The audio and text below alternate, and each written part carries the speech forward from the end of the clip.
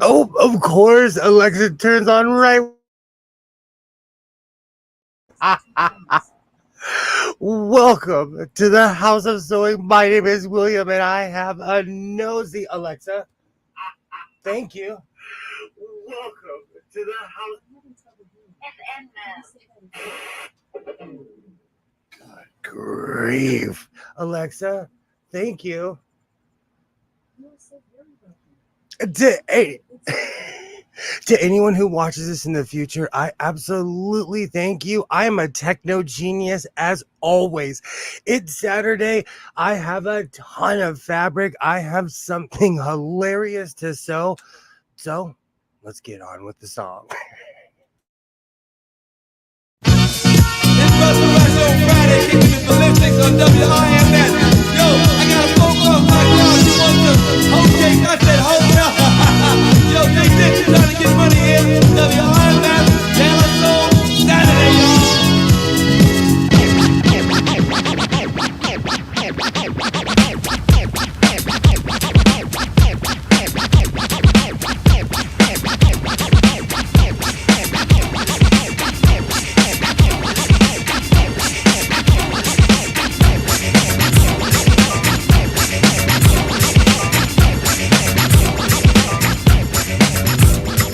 Girl meets boy on Thursday night. Boy was high, girl fly like kite. They hold hands until next day. Boy then let's go hit his way.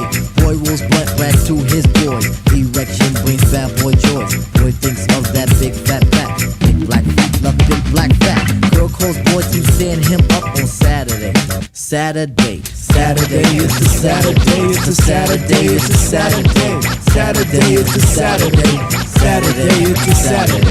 Back once more with the wall up in the store. Smash about a riff shit and make you rock your hip. Revival of the roller boogie in a ricochet to make you think about the time we spoke fun instead of fight. But diving from a piece of metal should have that light. Slip your butt to the fix of this mix. Toss that briefcase, it's time to let loose. Cause you work like heck to get the weekend check. So unfasten that sleeper on your neck. Connected like a vibe from the wheel to the foot. Come on everybody, get the funky output.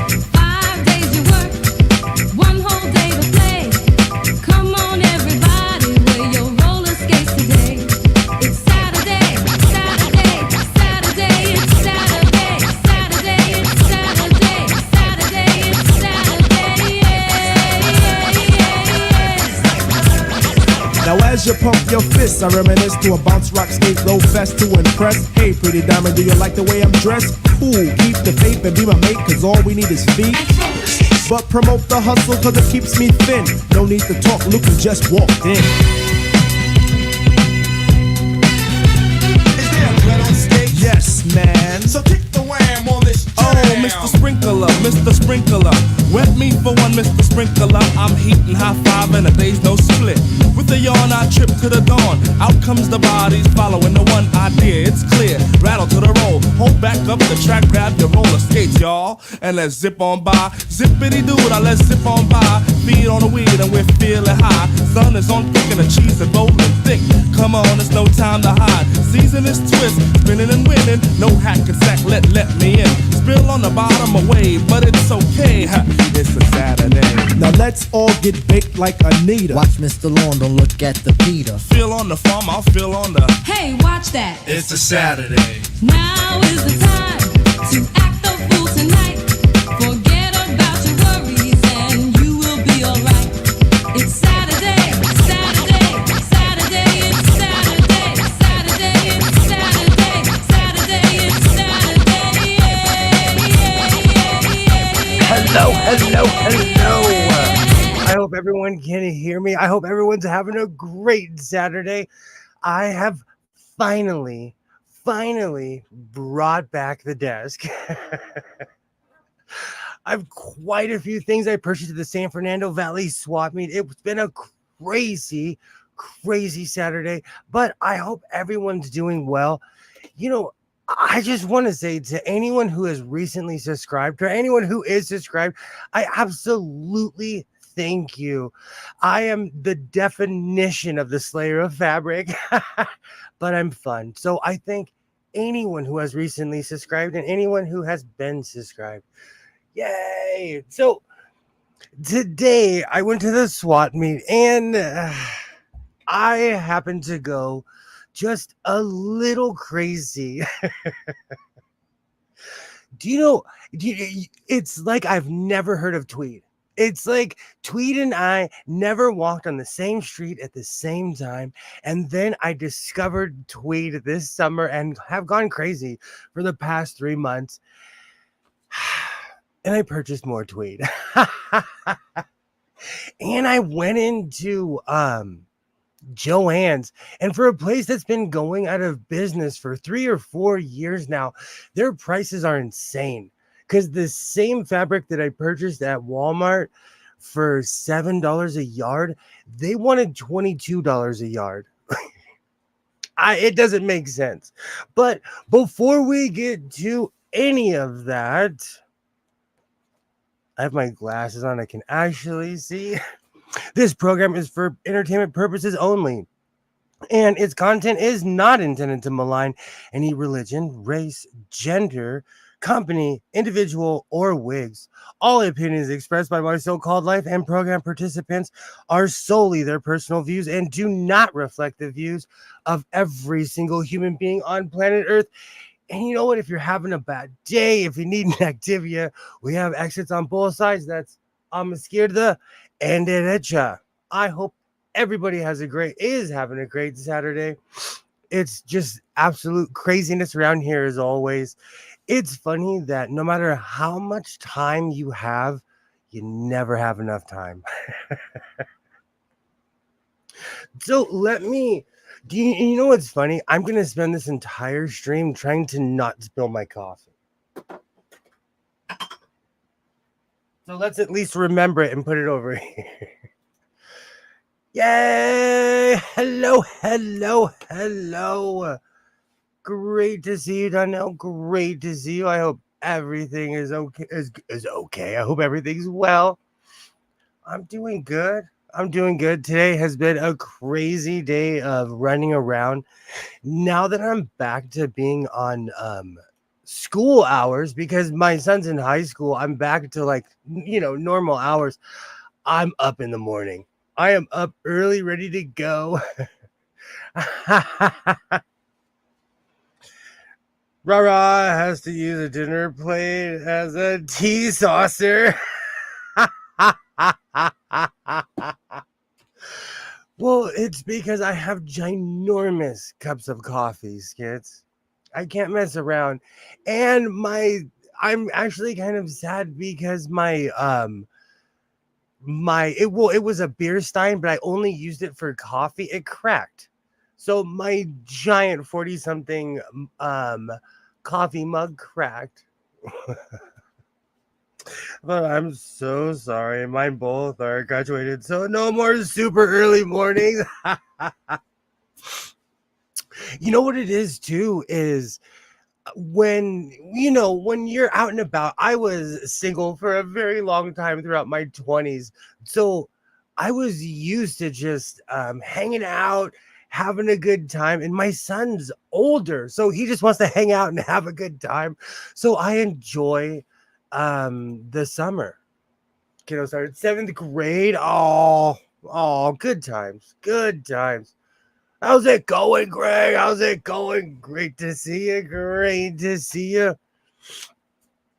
There's I don't know. I'm a third shift person, so I'm usually awake at that time, but that's also the time that I go to bed sometimes. So I'm back and forth on that. And trust me, I am not necessarily a morning person at all. But I'm out there with my coffee. It's sad.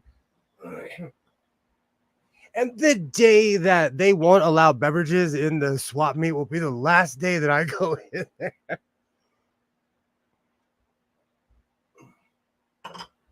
But like I said, I purchased a ton of tweed today. I have a feeling I'm going to be making more spants. I saw this one strip of material and I was like, you know what? I think I know what I'm going to turn this into.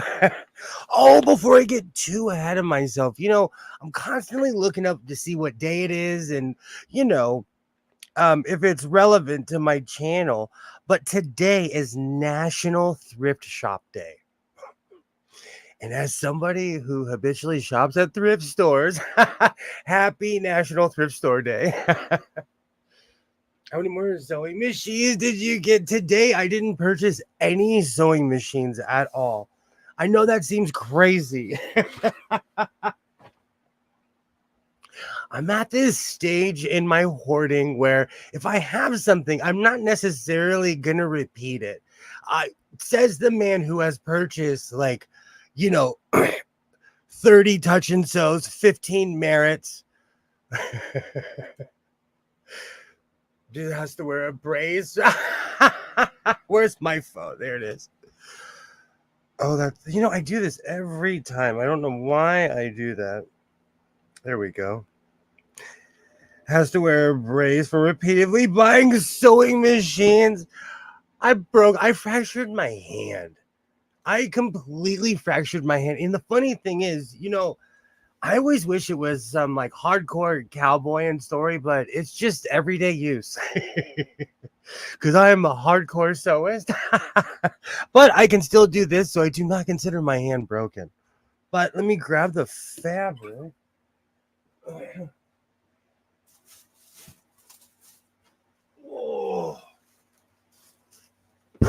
Oh.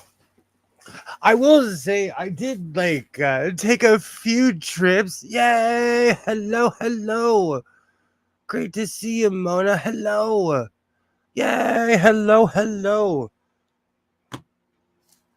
Glad to see you. Right on time. I'm about to go off. I purchased a yard or two today. You know what's so funny? I didn't realize how hurt my wrist was until I had to carry this thing. And I come fairly early, so my parking is strategic. When I go to the swap meet, I park really close. I back in so I can walk it. They have these weird alleyways. It's weird. The parking lot's weird, but it's not easy working with one hand. Just did a 5-hour stream on politics. Ready for some nonsense? Well, you were in the right place for pure sewing nonsense. I have such a great time. You know what's so funny? I always consider this free fabric. Whenever I go to the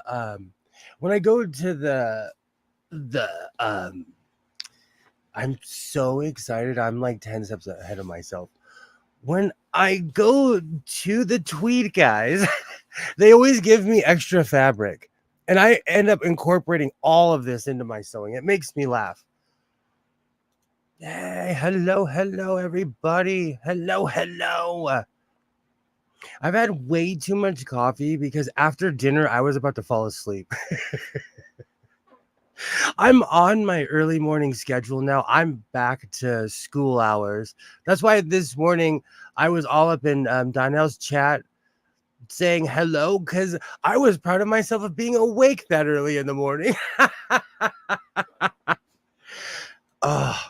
My weekend schedules have completely changed. Yay. Oh, my word. And the funny thing is that this is just the beginning of what I purchased today. This is just the beginning of. This is tweed. It was no worries.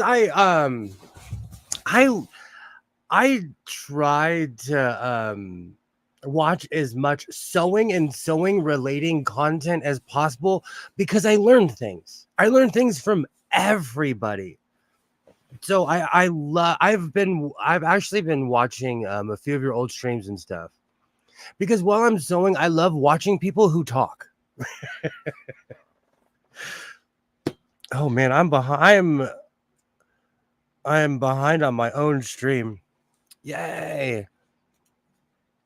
So I think when I purchased this, I do not necessarily know exactly how many yards this is. I just grab it and I'm like, ooh, I like that. But this is tweed and it's definitely going to become a pair of pants. This reminds me of the floor of every movie theater I've ever been to. when I looked at this fabric, it reminded me. I don't know if you guys had man theaters in the 80s. Wow, I'm really aging myself. But we had a very specific group of theaters that just owned Southern California. And this is what the carpets looked like until they tore the place down. Oh, I'm excited. I'm going to make something awesome with this. I think this is the strip that isn't that long. Yeah, this is probably like 2 or 3 yards, but I'm going to definitely make something out of this.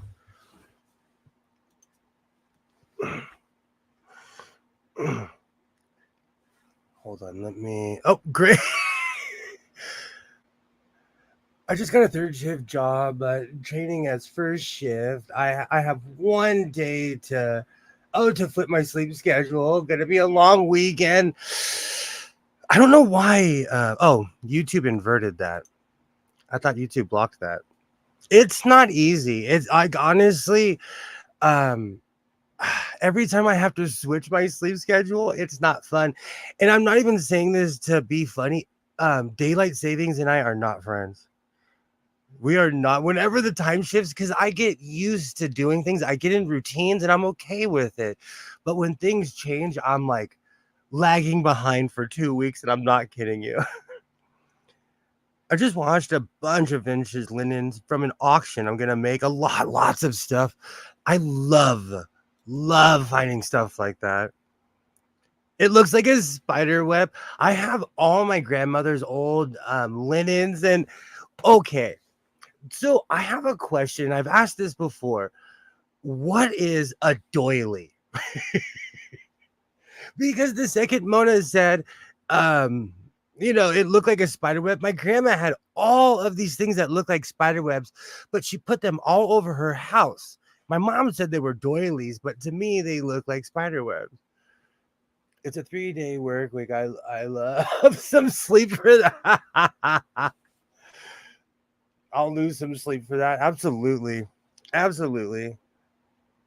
It's a decorative large coaster that sits on a table. Thank you. I have quite a few of those. 3-day work weeks are awesome once you get used to it.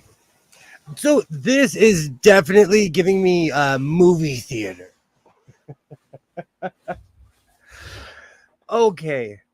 So I'm always willing to go out on a cliff for fashion's sake. It goes on your table. Doily usually crocheted. I value my sleep. I tried third shift once, lasted 2 days. I'm a bit of a vampire. I've always been I said to my mom the other day, I said, I'm a person of the night. And she's like, don't say that out loud. That doesn't sound right. Well, I stay up all night. I'm not doing anything nefarious. Oh, good times. I have a ton of doilies. And my grandmother, she did everything. I'm more of a sewist. She did and made everything. And I've talked about this hundreds of times, but when she passed away, I took all of her sewing stuff, and I feel honored to have it because I'm actually continuing the tradition. And I used her entire linen closet as lining for all my old projects. Oh, good times. Good times. I work 2 midnights a week, but I get to sleep. You know what's really funny? Sleep is important, even for an insomniac such as myself. I have insomnia anyways. 4 days off to work on my house is my dream job. Exactly. I have a crazy schedule, but once you get used to it, you'll have a bunch of days off in a row. This, do you know what's so funny? I didn't even see what.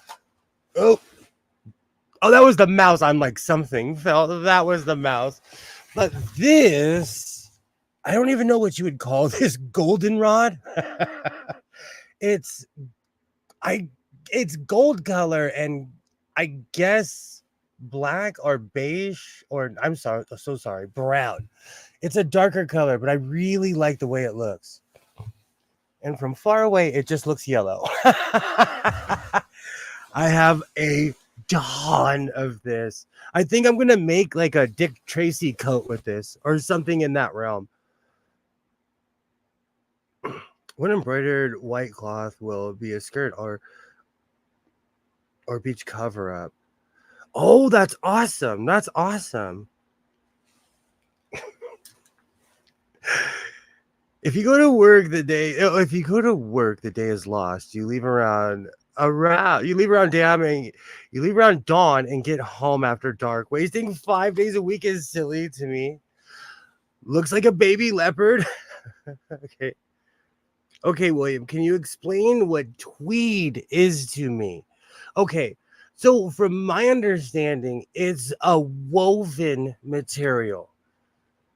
A lot of what where's my this is why I need to bring my closet cam back. My orange tweed suit is a perfect example. You can literally see how it's intertwined. This is synthetic tweed because of how fine it is. This is beyond machine made. I like the really chunky old tweed, but that's just because I like that old school that English look. And should be a third piece. Here we go. This is the perfect example of tweed. I might have to jump in front of the camera for this. You can, there's so much fabric here. I had to take multiple trips to the car because I shouldn't be using my hand, but I am. A lot of women's suits are made of tweed. Do you know back in the day, most suits were made of tweed? I think it was a cheaper material to use and it was just socially acceptable. And in the UK, what inspired a lot of me going the direction of even sewing with tweed, it was watching videos of people working with it, and they were all in the UK. Okay, I'm gonna get a little bit closer and pick up my mouse, but you can see how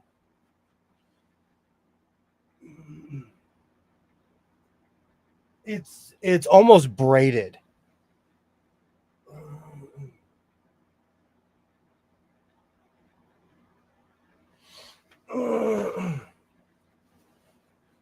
This is what I call real tweed.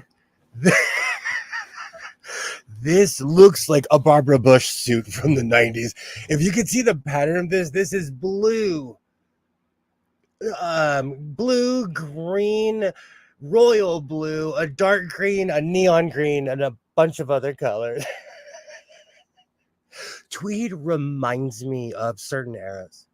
Because styles are reciprocal, tweed comes and goes. But there is there's a whole world out there. What happens is I fall in these weird YouTube rabbit holes, and a lot of this is accessible to me. So I'm like watching it and I'm like, I can do that.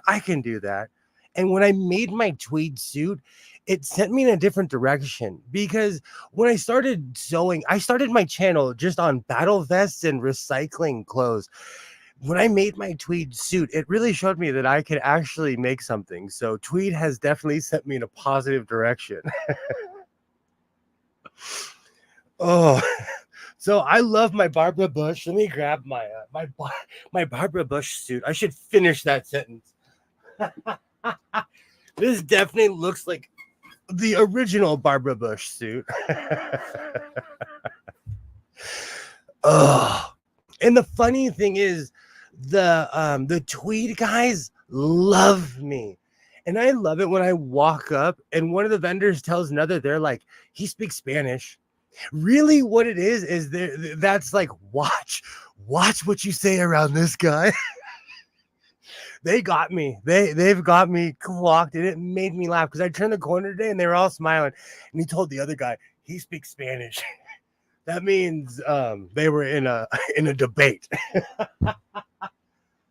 Oh, there's a ton of fabric behind me. Your suits are awesome, but your coats are the best. Thank you. Thank you. You know, the suit was a crazy idea. I took an old suit that didn't necessarily close in the front anymore, and I deconstructed it, and I used that as my template. I made the sizes a little bit bigger, but I was more impressed that it actually came out. So I've seen a ton of videos of people deconstructing clothes. It actually works if you need to use it as a template. I was really surprised. You don't remember what Barbara Bush used to wear? You're not obsessed with fashion, Greg? Come on. Come on. Barbara Bush used to wear the tweeds almost what the Queen of England used to wear. In the same style, just without the giant collars. The Barbara Bush suit is basically a woman's business suit, you know, with the suit coat on top and a long tweed skirt. I watched a lot of television in the 90s. I don't even know what to say on that one. Oh, thank you. Thank you. That is definitely something that I fell into and that I love. I love the peasanthood. And I love it when people meet me in person and they're like, "Whoa, you're way taller than I thought you were." Because a lot of my clothes make me look like I'm this tall. I never saw a barber. I was really into politics when I was younger. To be honest, I expected it to be gray. When I was younger, I was really into politics. The older I got, I got more into sewing. So, like I said, when I made my weird furry material, I watched this extremely weird fashion show of people wearing fake fur. And I'm not kidding you. I sat here like this. And it was like 2 hours. I watched the entire thing. So I went to Walmart and I found some fake fur. It's because your spans are so long and no leg showing. Absolutely. Absolutely. But you know what it is? It's I'm stuck in multiple styles, but I dress like the early 90s. I dress like TLC used to. I dress like it was just ginormous clothes. I have made at least 8 or 9 videos about hammer pants. Come on, hammer pants were real and everybody wore hammer pants. It wasn't like just the kids in school wearing them. Hammer pants caught on. So we were wearing big pants and big clothes for a very long time. Admire your attempt to prevent me derailing the combo, but it only encourages me. Oh, good times. Good times. Greg, it's okay. You go crisscross. Oh, a really good friend of mine. We it was twin day. And he was blonde hair, blue eyed, and we came dressed as crisscross, and we won the contest on twin day. And these 2 kids that were actually twins, they were like, "Come on!" Oh, great times, great times. I never wore hammer pants, but my son did. Hammer pants also reminds me of the Gold's Gym era. That was like in the early 90s. That was my first encounter with going to gyms. So it was these really intimidating dudes wearing hammer pants and Gold's Gym shirts. Oh.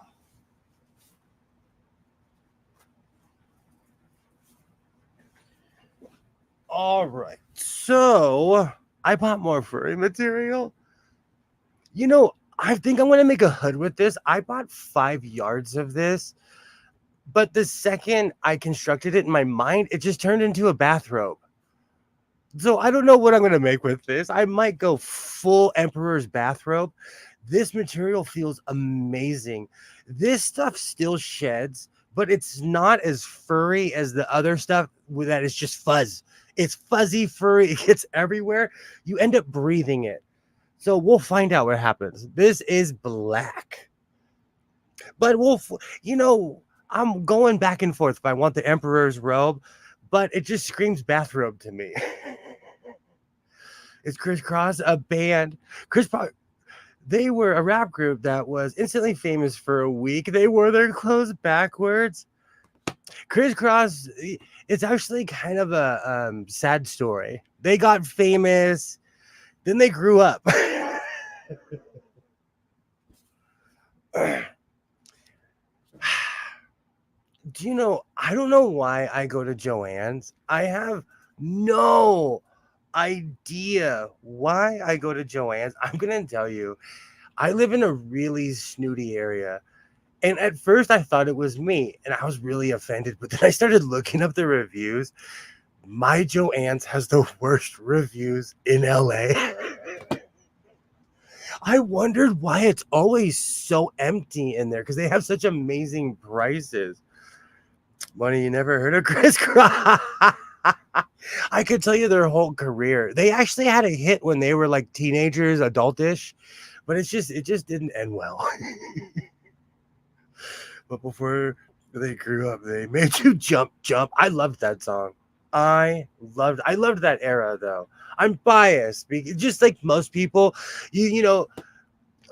perfect example. My mom is obsessed with the Rolling Stones, Wilson Pickett. She listens to Earth, Wind, and Fire, unironically, all the time. But that's her era, And so my stuff's 20, 30 years later. Oh, good times.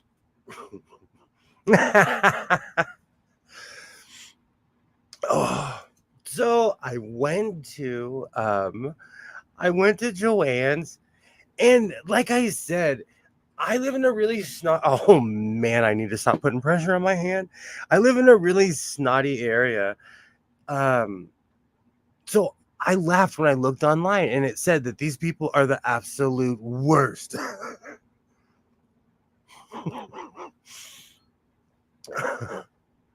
Laugh aloud, I was just about to recommend the Listen to Jump. Great minds think alike. Do you guys have a snooty store by your house? Or am I like, I know I live in a really crazy area. I live in a place where it's not rare to see someone walking around with like healing their face from Botox. I live in the land of plastic surgery. It's a different planet here. So I expect people to be snooty, but Joann's used to be a really nice place. And now they're so angry. And LA is humongous. And the one by my house has the worst ratings. But I went in there because they had a sale today. And I bought this these are black and white roses. I'm going to use this for lining. This is definitely something I'm going to use for lining. And because I couldn't pass it up, and I love crazy prints. I love a challenge. So no snooty places, just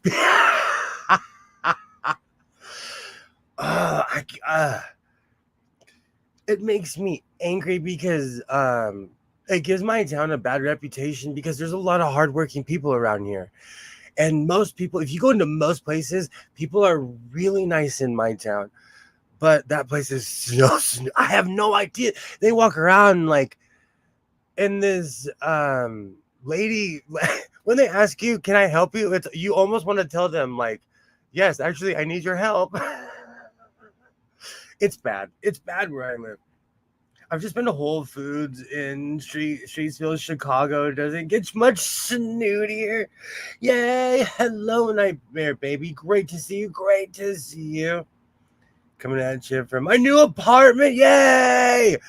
Yay, new apartment. Awesome. Awesome. I hope I hope everything is going well. Yay.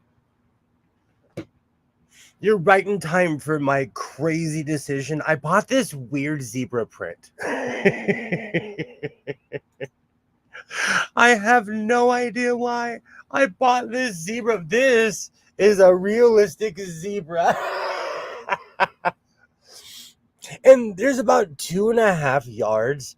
So I don't know what I'm going to make with this. I'm definitely going to incorporate something, but I don't know why I bought this zebra material. I can't even come up with an excuse. Oh, yay. Yay, hello. It's just bad as trust fund kids who are only there because their parents make them have a job. There's a lot of people like that in my area too. But like in my day, you wanted to have it, like, I don't know, it was just different. I'll never forget, my dad asked me, he's like, "You want a car?" I said, "Yeah." He's like, "Get in the car." He took me to this place called Robinson's May, and I got a job. And I ended up buying a car. I like it. It looks like a rug. Thank you. Yay. Absolutely. Congratulations on the new pad. I love the weird zebra print. I like it. Thank you. I love a challenge. I love crazy material. And the funny thing is, on camera, it looks much more zebra than in person. I guess I'm grabbing it from the wrong side. I don't know. It translates way different on camera. So I'm here for the realistic zebra. Oops, still haven't spilled my coffee. Awesome. Yay. My parents signed papers so I could work at 14. I never bought me a thing after that. You could add fur coat. Oh, fur cuffs and a hood. I like that. Do you know what's really funny, Mona? I still have a ton of fur material left over from every furry project I ever worked with because I buy a lot. Which is not like a mystery. Yay. Thanks, Craig. It's super modern and I'm still learning how to use a futuristic washing machine. Oh, that reminds me, my futuristic dryer is starting to make a noise. Great to see you, Alibaba. Great to see you. And this is great advice as well. This is life advice. I'm going to go to the zoo, but no one wants to go with me. My son no longer wants to go to the zoo. He got old and political. I just like the food. The LA County Zoo has carnival food. They have funnel cake, hot dogs, popcorn. I'm hungry now. Okay. So I had a crazy idea earlier, and I'm going to show you what I decided to make. And it's actually kind of funny. The window views are amazing. Awesome. I have weapon grade ADHD, so I can only do modern designs or my brain every side of the zebra is the wrong side. Donnell, at the LA County Zoo, they know people are all political now, so they go off. It's carnival food. I love going there. I used to go there every year with my son. And this time of year is his birthday. His birthday was a couple days ago. And he didn't want to go to the zoo. We had a tradition for like 12 straight years. We went to the zoo. Because August, it's always extremely hot in August and no one is there. And so because of that, I used to go every year and now no one wants to go with me.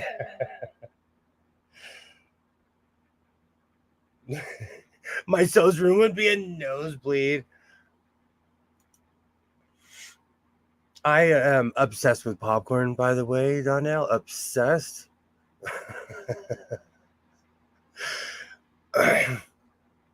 You know, everybody says that. There's quite a few people that actually walk in here and they're like, whoa.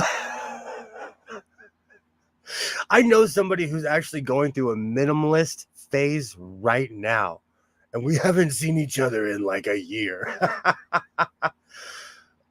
Love carnival and fair zoo food. Elephant ears are the best. Absolutely.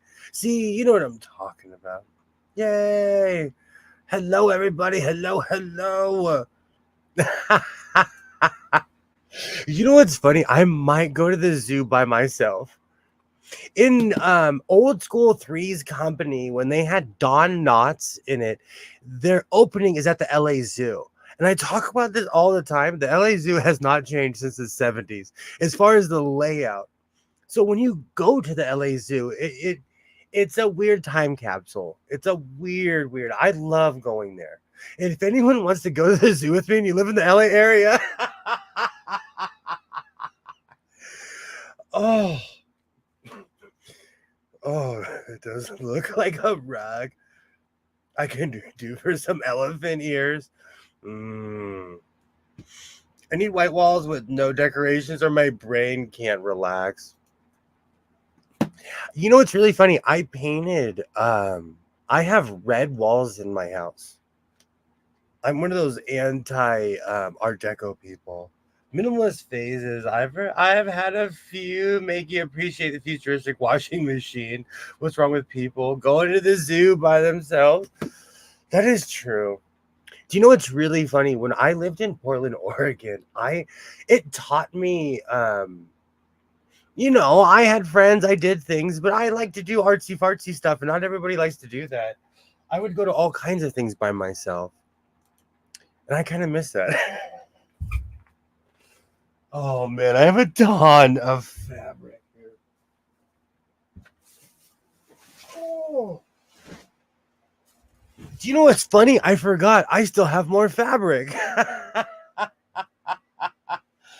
I went crazy today.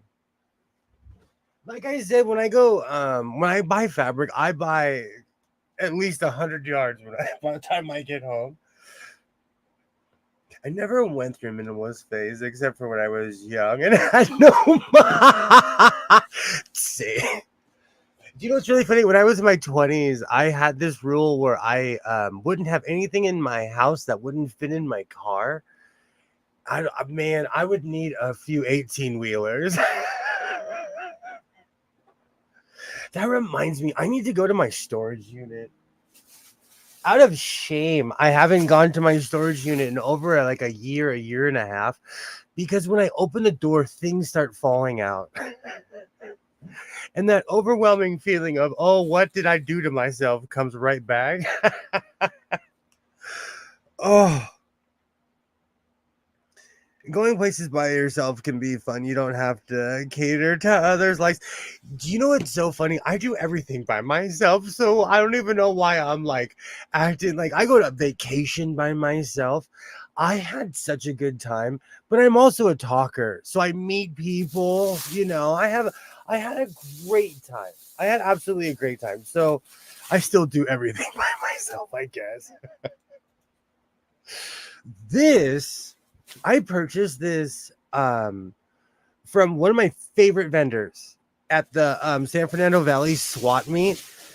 I think this is 8 yards. I think because there's like, how much do you want? And I'm like 8. And then I hear myself say, wow, did you just say 8 yards? I have 8 yards of this material. This looks like every bad sweater from the 90s. This looks like quite a few couches that I've owned. This is tweed. I have no idea why they have so much tweed at this one particular place, because in downtown, tweed is coveted. Like they'll charge you extra for tweed, and in the valley, they're giving it away. And the funny thing is also with denim in downtown Los Angeles, there is something about denim where they want to just charge you a ton of money. I'm buying real non-blended denim for $2 or $3 a yard.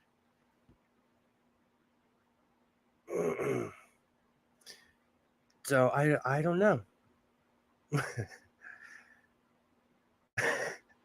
It's all from the old corn sets.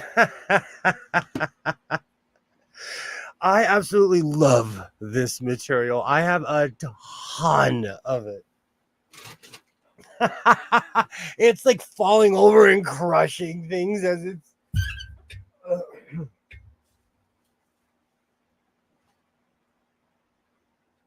All right, so I'm gonna set up my sewing machine real quick, and I have a question. I asked this a while ago. I had this crazy idea earlier today, because I'm always thinking of what am I going to make, and I follow, I make the same thing, but it's because I actually wear the clothes I make. So I have a question. What's the difference between a scarf and a shawl? No new machines. I did not purchase a sewing machine today. I did not. But we can pull out all the sewing machines I haven't shown you that I bought in Vegas. I have about 3 or 4 machines that I haven't even put up on my community board yet. It's embarrassing. It's actually embarrassing.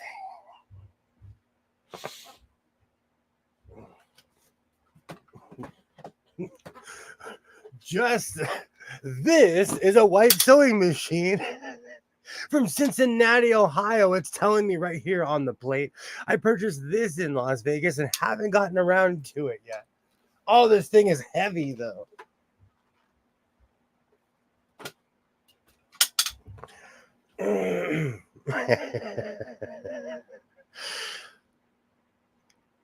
This cup is huge because I don't feel like going back to to my coffee machine. A shawl is a square folded into a triangle. A scarf is a long rectangle. I think shawls are wider, right? It really makes me think of like Orthodox Russian priests. I grew up Roman Catholic, so when I think of a shawl, I think of just a long drapey thing that goes around somewhere around my height. I just think of a long, I don't know, I don't know these things. That's why I ask these insane questions, because sometimes I'm serious. I do not necessarily know what they are. I have a giant cup of coffee that's bigger than that cup, William. Do you know what's really funny? This is actually something I wanted to talk about. I have a bit of an Amazon addiction, which I know is shocking to no one, but I keep on not purchasing the world's largest coffee cup, not because it's a novelty, but because all the reviews says that it arrives broken. So if I can get one of those cups and it doesn't come to my house broken, I'm down. But one day I will have the world's largest coffee cup. just drink from the pot at this point. This is the equivalent of 3 cups. So this isn't that big. My coffee stein broke today, and that was almost 50 ounces. That was a beer stein. I'm so mad. I am so mad that broke. That's a freaking huge coffee cup. I don't like getting up. The thing you're describing over the shoulders is called a stole. Okay, so what's the difference between a stole, a shawl, and a scarf? Okay, let me get the power for this.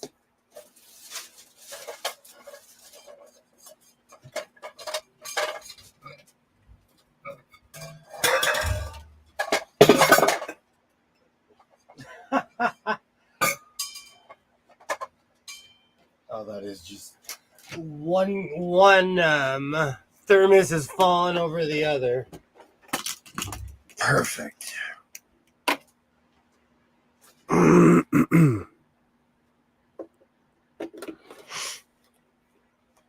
excuse me.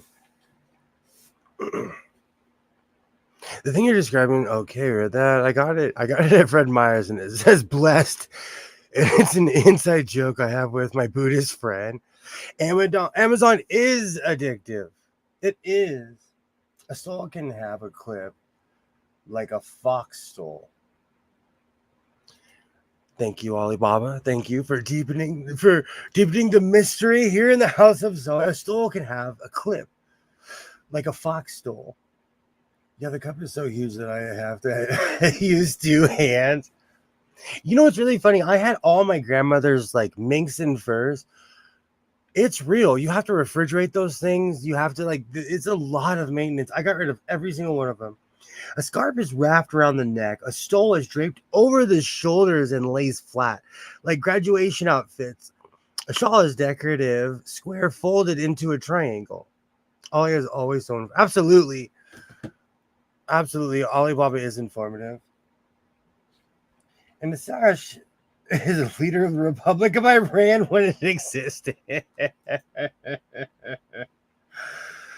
Oh, that's hilarious. All right, so I'm gonna grab. Hold on, is this plugged in? I still need to get my Dritz holder and everything else.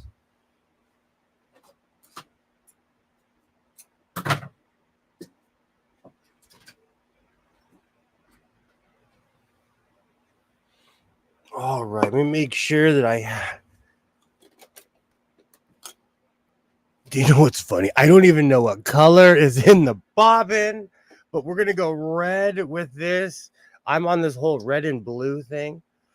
I'm gonna grab my attempt at what I thought was a shawl, scarf, or whatever. Oh, all right. So, what is a sash then? Uh-oh. See, exactly. That's a whole other conversation. What is a sash?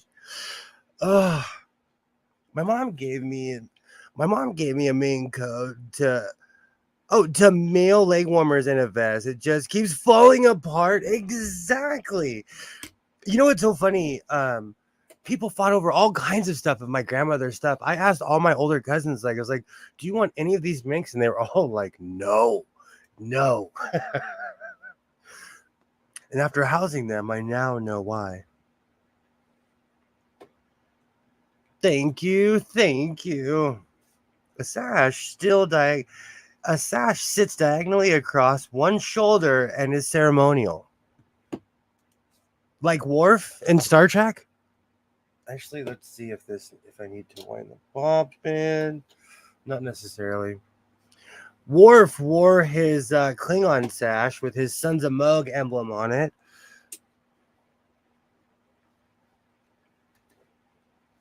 Which is actually a really sad episode in Deep Space Nine. If you ever watched the episode Sons of Moog, it makes me cry every single time I watch it.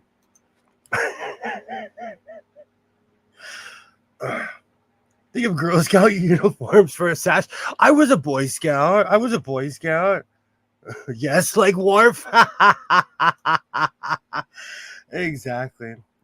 Got to run for now. Have a wonderful night. Thank you so much for stopping by, Donnell. Thank you so much. And I really, really enjoy watching your streams. I've been going back and watching a lot of your old live streams. I really love your channel. Yay. Have a great night, Donnell. Bye. Have a great night. Absolutely. Take care. Thank you so much for stopping by. I know as the evening goes on, I get later and later on the East Coast. Or wherever anyone is, or where they consider themselves. I still laugh when Phoenix told me that Stockton wasn't Central California. I still think it is because it's far from LA.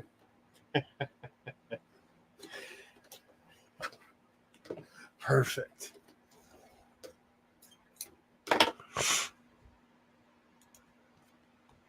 Yay.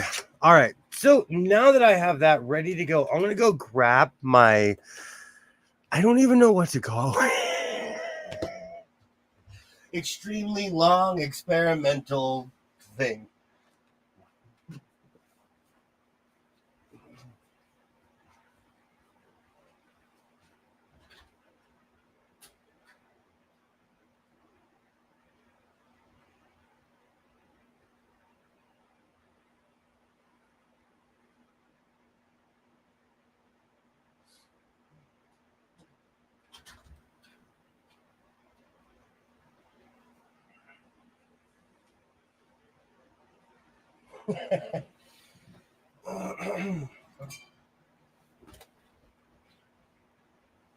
This room has grown since the last time that I had the table in here.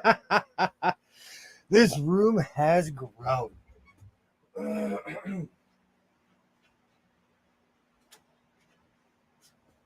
When I put the table in, I was like, it never seemed so big, it's so small in here. It's because I may or may not have added a few things in here. Oh man, I gotta get the mouse.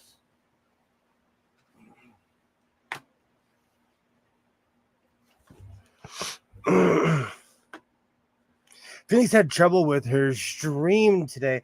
I know because when I got back from Walmart, I was gonna say hello, but then it was already over. It cut her off and just gave the rumble icon. Yikes. Keep in mind, all of these definitions are arbitrary and just based on how you wear a piece of cloth. That's how I feel. That's exactly that's why I ask that question all the time. What's the definition? Because to me, there truly isn't one. It's like one of those questions you go to the top of a mountain and ask somebody a question and they ask you a question. Then again, that is the difference between pants and a skirt. So now, no, the difference between a kilt and a skirt is pleats. Oh, right. Let's see. How do let me get a pin cushion before I forget. Perfect. So this is just one side and it's denim. I have an unreal amount of denim in this room. And for as much as I was about to say something like, oh, I'm shopping for my stash, says the guy who in the past 2 weeks has purchased hundreds of yards of fabric. So never mind. The room looks really good and has lots of cool things in it. I feel like you organized it well. It took a few years.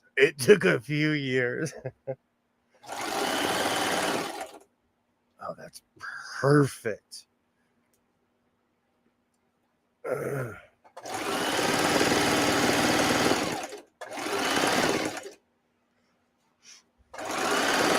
And a shawl, I'm telling you, it also reminds me of Rasputin or like Orthodox old school, like Russian Catholic priests or something in that realm.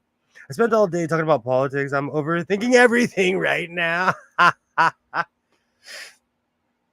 See, but that's the problem. You don't slow down to enjoy life,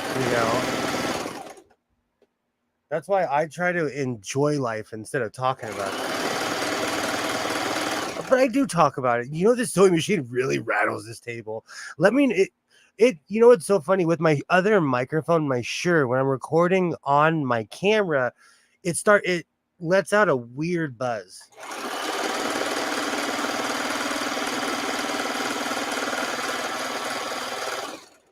Beautiful.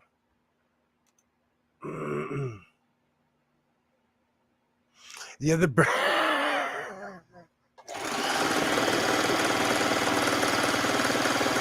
I didn't know what to do with the Christmas cap, so I just put the Christmas cap back on the bird.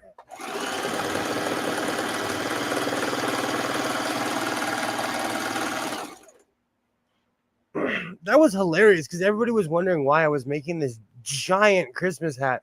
They're like, William, your head isn't even that big. And then I put it on the eagle head. And Skits, if you're still listening, I don't know why you're scared of the eagle. But I'll tell you, as somebody who has mannequins in their house, it's jarring to people when they walk into my house and they see a mannequin. To me, it kind of... I'm desensitized, but I've seen people turn the corner and be like, ah! It's just like 25 pounds of plastic.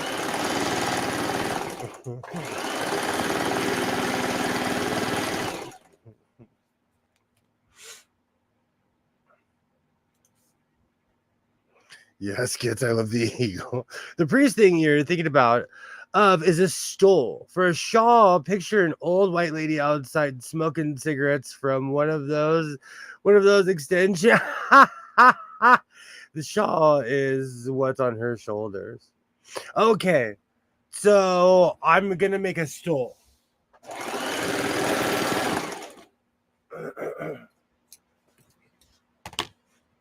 And then I'm gonna sing Rah Sewing Machine.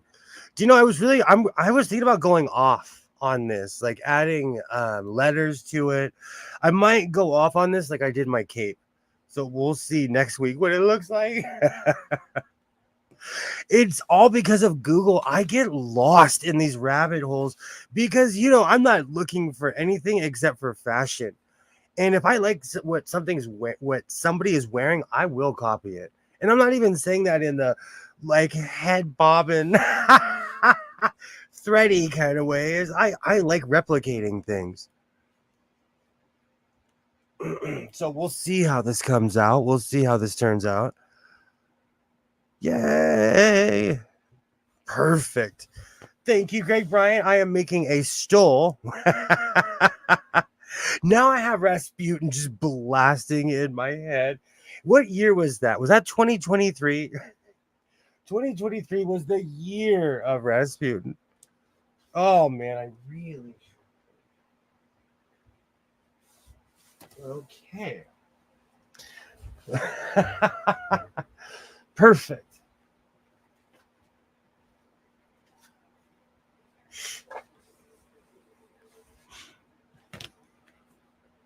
If you think people are freaked out by the mannequin, you should see how they react to a real doll. Are you confessing, Greg? Or do we have to play Usher right now?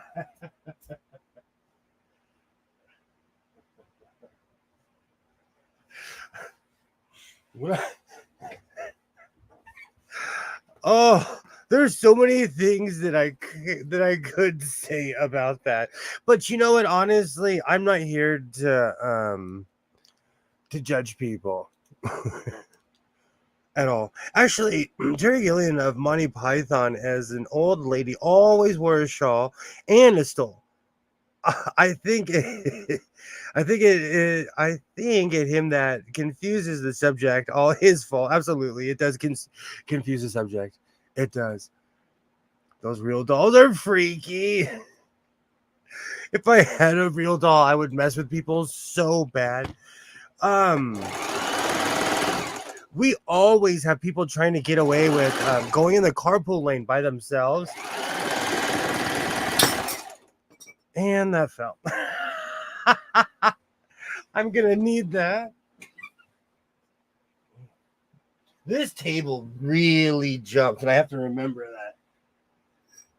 Oh.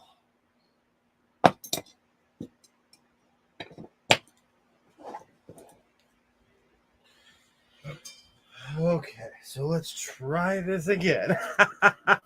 Oh, it's a mess in here.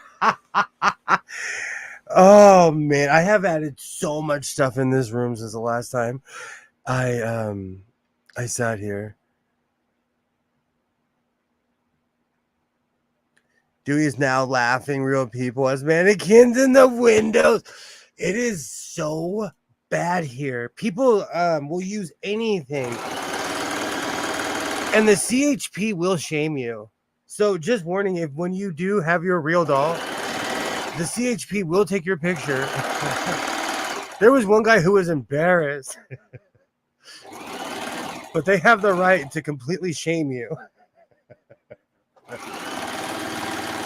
But really, they're just trying to tell people, like, stay out of the carpool lane. And it's because of those people we're going to have even more toll roads here in LA. So stop using your mannequins in the carpool lane. The machine sure does shake that table. It does. It's the, this machine's powerful. You know what makes me laugh? I've said this a million times. This is one of the most hated sewing machines on the internet. It's because it's a bit of a liar. It says heavy duty and it isn't. But beyond that, it's a good machine. It's not a heavy duty machine. And if you buy it thinking that it is, you're not going to get your money's worth. But just for stuff like this is an amazing machine.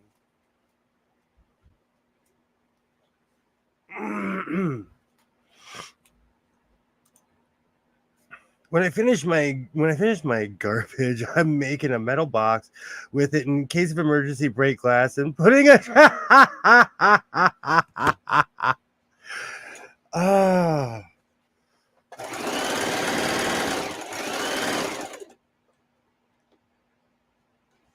And I know people hate this machine because it says heavy duty and you can't do leather work, you can't do all kinds of stuff. And as somebody who went through a pleather phase, I get it.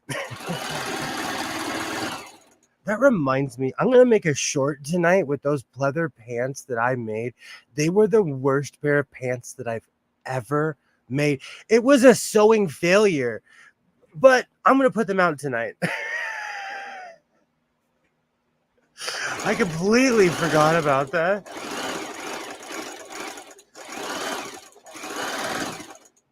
All right.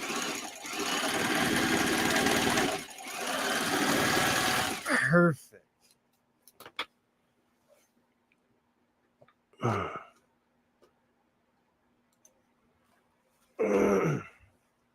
Rasputin was kind of a legend for the record, so he argued that the more sinful someone was that they accepted Jesus, the greater the salvation was. He used the logic to convince the royalty in Russia to have coke fuel orgies.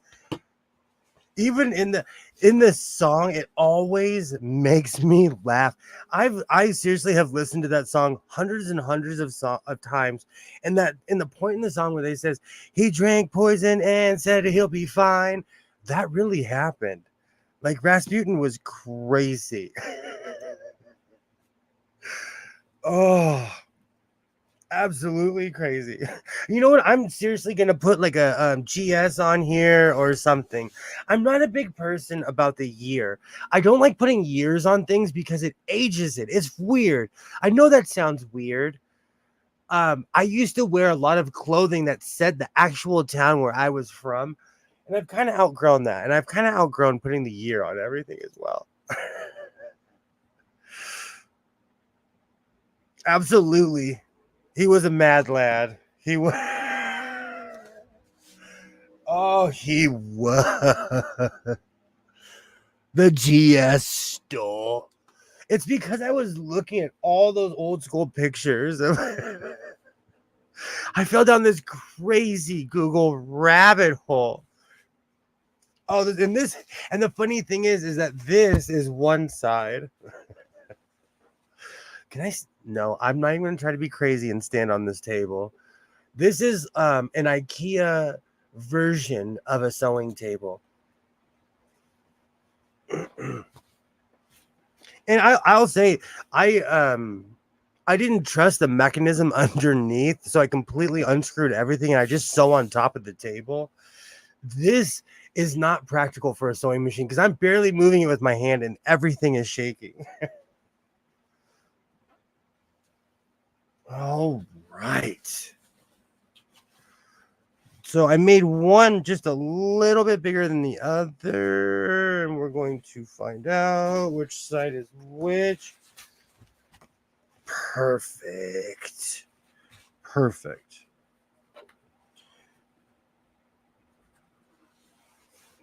I did that on purpose. I should pin that instead of just putting it in the sewing machine.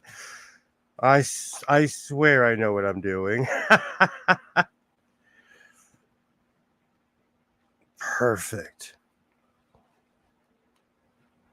This was one of those weird, crazy projects that I was thinking of a long time ago. I don't know why. I say this all the time. I don't know why it's taking me this long to make this. The best part about my Trilio would be acquiring the giant rubber dong to attach to the drill. Bet money I'm walking into a store to buy that. Oh, I live in LA. You could probably purchase one in a store here, already ready to go. I wouldn't be surprised. Oh man, do you know what's so funny? A couple years ago, one of the reasons Skits comes in here singing Rasputin is because that was my song, and it is stuck in my head right now. Rah sewing machine. All right, let me pull the pin on this. Perfect. I live in the Bible Belt. That's what makes it entertaining. I pulled that up. Perfect. May not be heavy duty, but it just went through like 6 or 7 layers of denim. I'm just saying.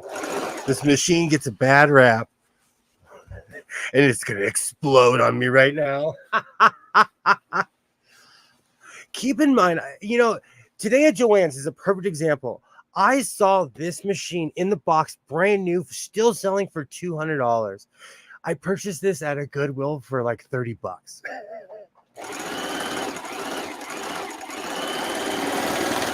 And it has slowly become my it was my backup machine, and now it's my everyday. Now it's become my everyday machine.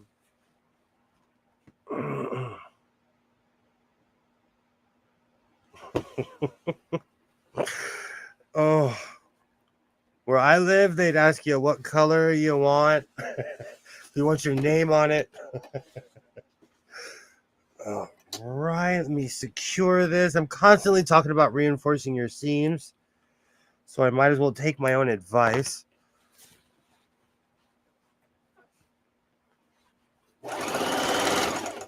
Perfect.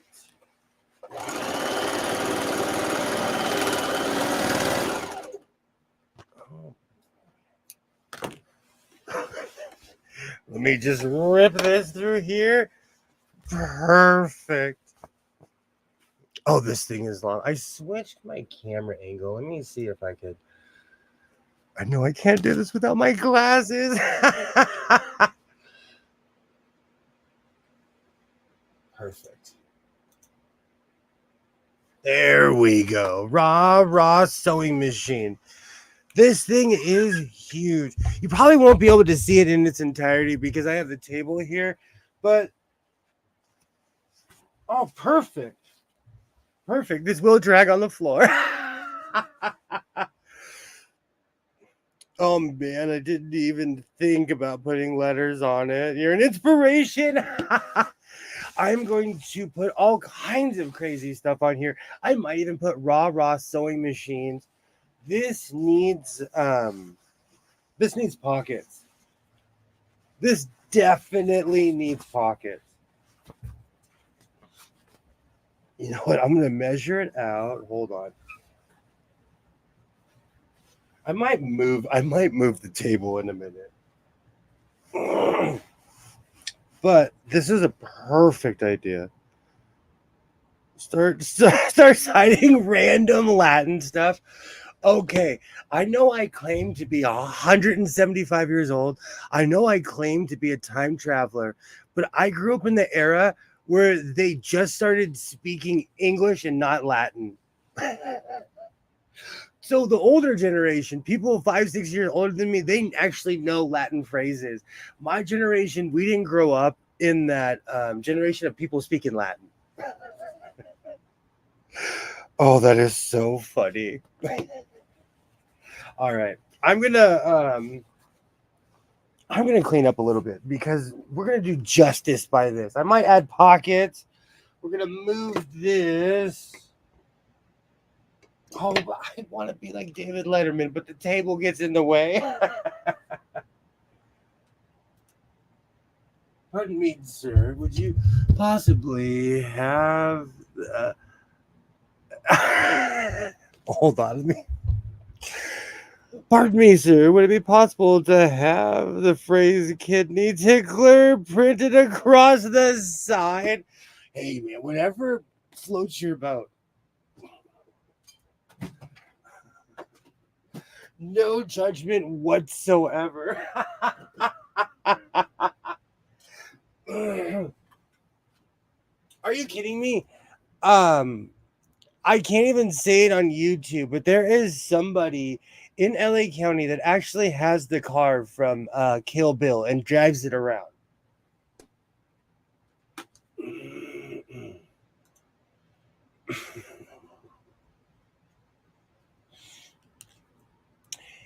If you don't start christening people with the coffee, you're gonna you're going to step two. If you start christening people with coffee, you're going a step too far. I never understood.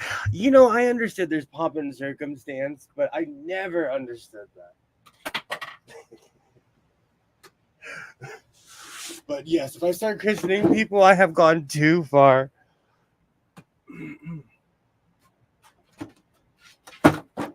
All right, so I'm gonna remove this table really quick and put it back in its place.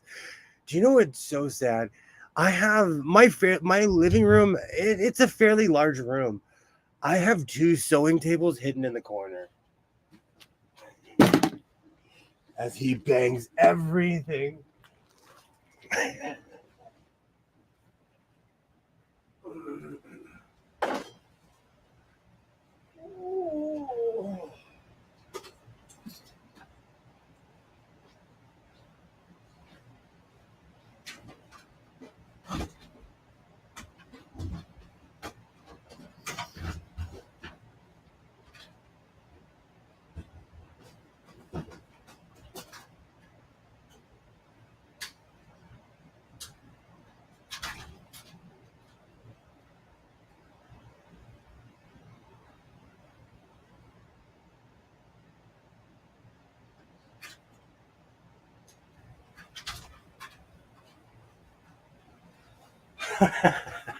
Bang, bang, bang.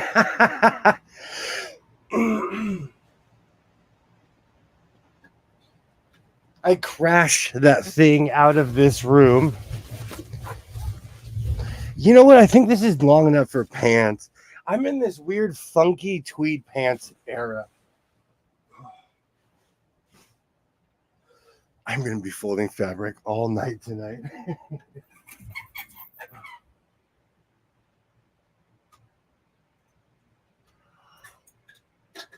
All right. So let's try that again.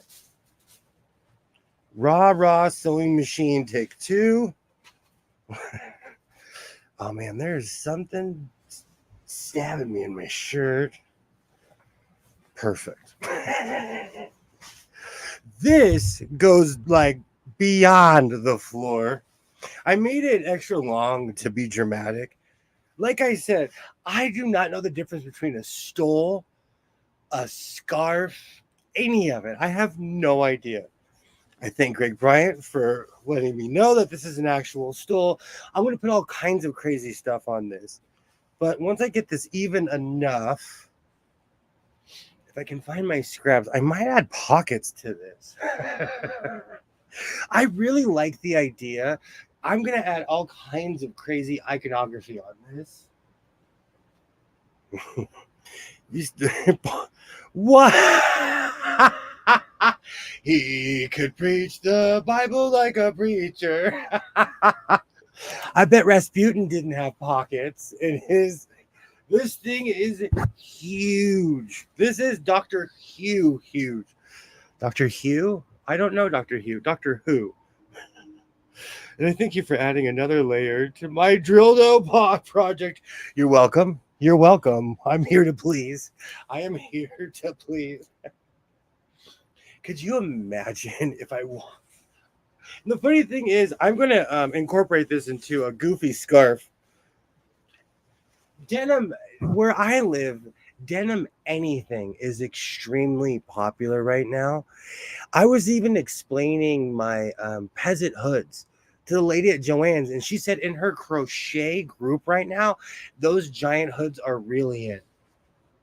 So I'm going to start making more denim scarves and giant hoods.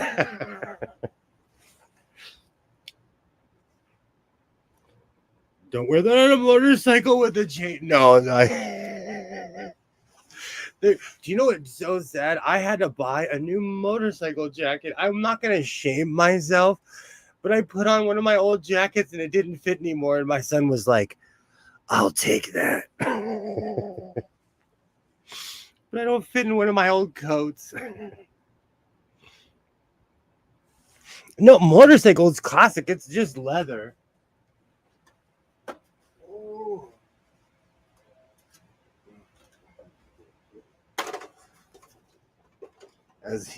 This is the jacket in question that no longer fits. But this stuff will save your life if you fall. As I hold it up with a hand I shouldn't.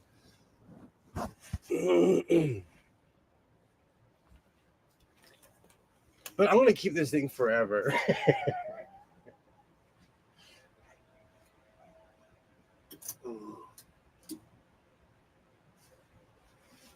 And you know what? That's okay.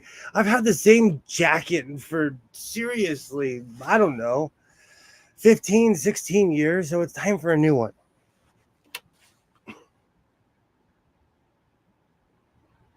I have a foot for adding cord under leather.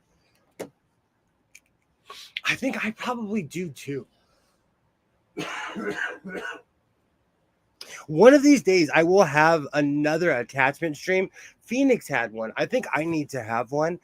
I finally freed my sewing rollaway and I have all of my attachments again and right in front of my face. And there's quite a few machines I've purchased lately. And there's a couple of things where I'll grab it and I'm like, I have no idea what this is. So I think it's time for an attachment stream again. How do you say that? Shigma? Shigma. It kind of looks like a Shigma now. If you converted if you covered your mouth with it. I have no idea what that even is. Like this. Let me put my glasses on. Oh, okay. That's the thing I love about stuff like this is that it's interchangeable. I love something that's this humongous. I ordered letters today, but that's because I made a vest. It's a long story, but I needed to cover up some lettering, and I have letters, but they're not big. I want giant letters, like on my I don't know if my sewing jacket is in here when I was redoing the Bobby Brown jacket, but those letters are humongous. Even for sequin letters, they're fairly large, and I'm surprised I found them. I should go back to Hobby Lobby, but I'm kind of scared to go in there because it's a long story. But every time I go in there, they end up praying over me. There's a few people that are absolutely the kindest, sweetest people, but I scare the manager at the Hobby Lobby. I scare her. Oh, good times. The Egyptian scarves, like they wore. Oh, and the Raiders of the Lost Ark. Okay. Oh, okay. When I think of that, I think of the Tuareg people. I think of a certain tribe when I think of that. That's so funny. I've never heard it referred. I've never heard someone say that before like that. If they like to pray, let them pray. Give them use. You know what? It almost encourages me to go in there more to Hobby Lobby because it makes me laugh. I walk in there and this one lady, Alibaba knows about 2 years ago. Gosh, that was 2 years ago. I walked in there and the manager was following me around. So every time I turned a corner, I would take her picture. And then every time I would go in there, she would pray around me, not directly speak to me, but they would get employees and pray around me. I just want some fabric. Oh, scarf acting like a demon is leaving your body. It's a good time. Hey, come on. Do you need help? Oh. Well, at first it was my patches, but then they remembered me. And, you know, I'm not here to fight anyone. I do have I have patches that would offend people. So in a situation like with Hobby Lobby, I just didn't wear that particular vest into Hobby Lobby, but they remembered me. So every time I go in there, it's a show. And I'm gonna tell you, I just want a Pepsi. And I know I'm quoting suicidal tendencies on that one, but I just wanted fabric. It's not I'm not even going in there for politics. I'm not going in there for any other reason than they have really amazing sales at Hobby Lobby. And all I wanted was a Pepsi. And that's where I got my giant letters for my Bobby coat. They are a craft store, but it comes with so much other stuff. And that's not even an indictment on anyone. Like, live your life. That I'm a big I am big on that. Live your life. I just don't push it on me. I love how this came out. Let me take a quick break before I start adding crazy stuff to it. And for anyone who's noticing why my angle is straight is because I listened to Kilroy and I got a better tripod. So Kilroy, if you're out there, your memo finally came through to the complaint department and I did something about it. Thank you. Let me switch. There we go. All he wanted was to browse fabric, but they wouldn't let me. Absolutely. Oh, it's funny. Going decked out in rainbow clothes. The whole biker thing is what scared them. And I walked in with my son wearing, because I wear work shirts at my work, like actual real construction work shirts, because my clothes get trashed. So I walked in looking like everybody else and they remembered me.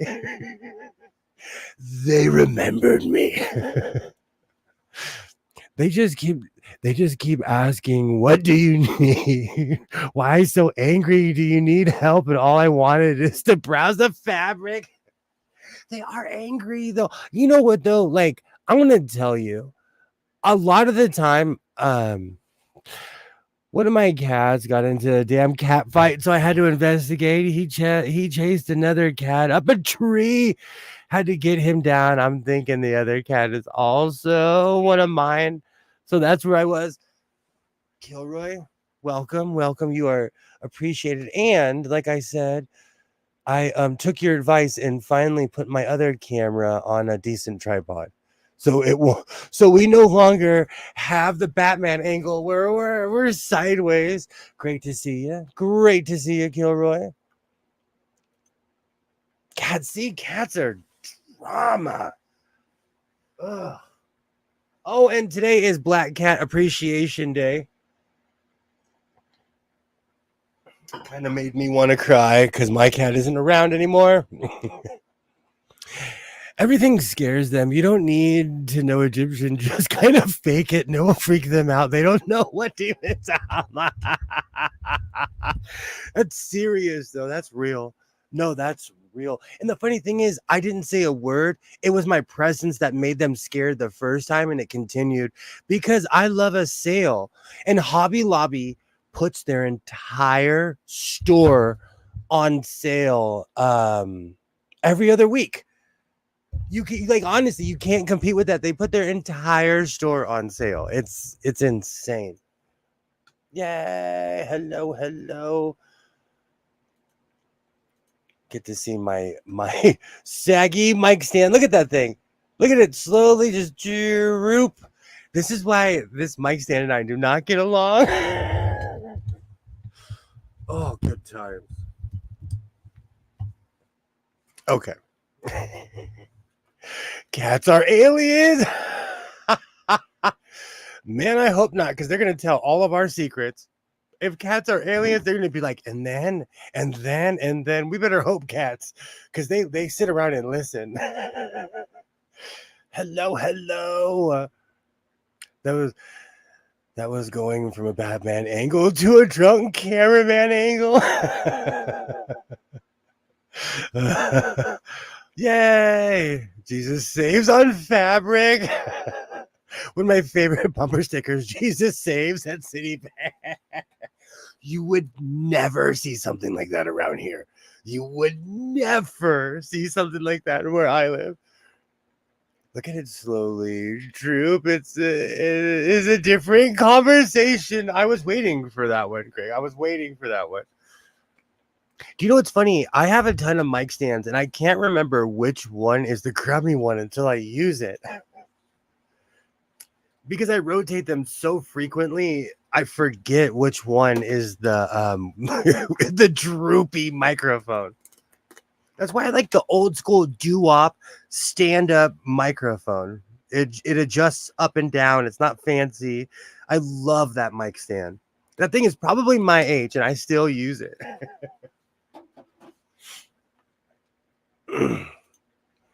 I saved some food grade rubber trays and grip washers. That's really what that's what it's gonna take. I need to fix this thing too. I had this conversation. This is such an easy fix.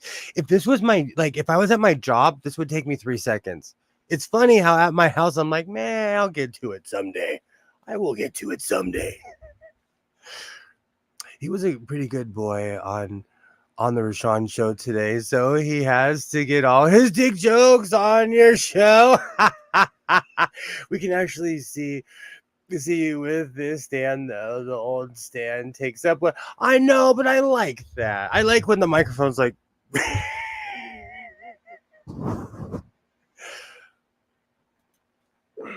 I have to compromise. There has to be a compromise somewhere. I need to find a compromise somewhere. Really, I need to go through and just take care of all of my stuff. I have a lot of my equipment is just old. Really is what it is. And it's like, why am I still here? So I'm definitely going to add some patches on this. You are not Art Bell, sir. A microphone isn't part of your look. That man, that man is loved around here. That man is loved where I'm from. I mean, they made me talk about race, a subject I don't care about, but dick jokes are not the same move as a white guy. Do you know, I'm going to say something. That's a conversation that's a never-ending conversation. That's busy work. Just talking about that over and over and over and over and over again would drive me mentally insane. The old mic stand will be in the way right in front of you. Right to the base. Boom mic is the way to go. Free up some space for the machine kind of go. Are you guys voting out my microphone stand? It can hear you. It is literally on the other side, right? Because I'm still in my goofy Huey Lewis in the News phase. I was dancing with my microphone stand like that thing, like I was in a in a marching band. Then I realized the bass was like 15 pounds. If I dropped it on my foot, that was going to be all she wrote. It went 5.5 hours, but I tried to keep it related to politics. It's not easy. It's not easy. That's why I am not a debate person. I'm going to tell you, I am a tactile human, as you can see within this room. I don't see a point in doing things that aren't going to get you somewhere. But that's just me. I still listen to Coast to Coast. George Norrie is an Art Bell, but I don't hate him like a lot of Coast to Coast listeners do either. I'm still subscribed to this very day. That's another thing that I listen to when I'm sewing. When I think of either George Norrie or Art Bell, it reminds me of driving around America. I've driven from Santa Monica all the way to Savannah, Georgia. From Savannah, Georgia, all the way to Maine and back. I've driven all across this country. And so I think of Art Bell and George Norrie at night. I absolutely still love that crazy stuff. You kind of turn into a third wheel about an hour in. Oh. This thing is huge. Oh, awesome. Yeah, I don't like to monopolize the conversation. Oh man, I'm starting to sweat on this thing. So this is a stole, a stole. Speaking of which, Jared Stahl is on this shirt. This is when the Kings won the cup in 20. So I'm trying to think, what should I add to that? Should I add pockets? Alibaba was like, pockets. Are you kidding me? Pockets. What should I add to that? I'm definitely going to add my so-called life or something crazy to it.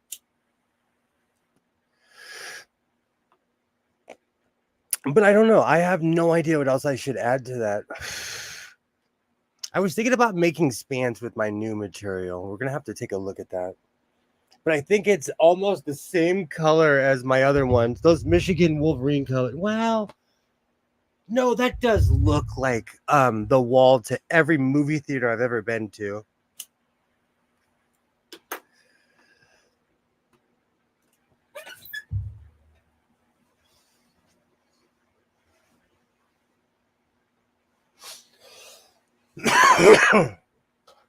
This reminds me of every movie theater that I have ever been to in the 80s and the 90s.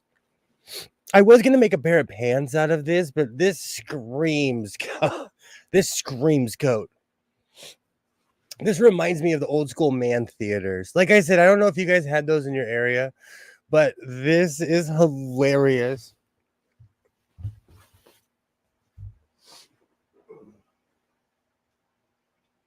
Jesus. I bought a ton of fabric today.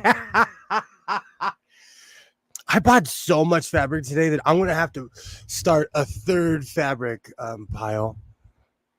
Oh, Mona votes coat. Mona votes coat. I like that idea. And the funny thing is, I have so many other things that I can incorporate it with. Like if I run out of fabric, I have yards and yards of denim. Maybe a hidden bishop pocket. I like that. I like that. For stashing the communion wafers. Slight opening in this side. You don't have to worry about that with me. Awesome coat. I like that. I like that. It wasn't it wasn't the normal off the rails stream. I think it was productive. Nobody got upset. That's because I wasn't there. Kidding. I'm kidding. I kid because I love. Okay. So this is relative. What is really enough coats? 100, 200. I love making coats. I consider myself a coat maker. It's something I love to do.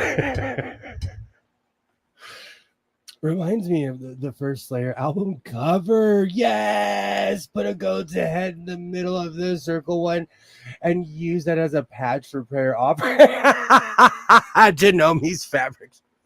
Do you know, I laughed when Kilroy last week said that, what was it? Baby Lock is like a cult. Okay. As someone who's really into singer stuff, you can say the same thing about Singer. You can say the same thing. I watch people edging themselves towards the company trying to be sponsored. It's weird. It's weird. So you could say that for any company, they have these really weird followings because they offer sponsorships. And so people are like, I love my singer this or my singer that because, people actually are being sponsored. I watch people edging themselves.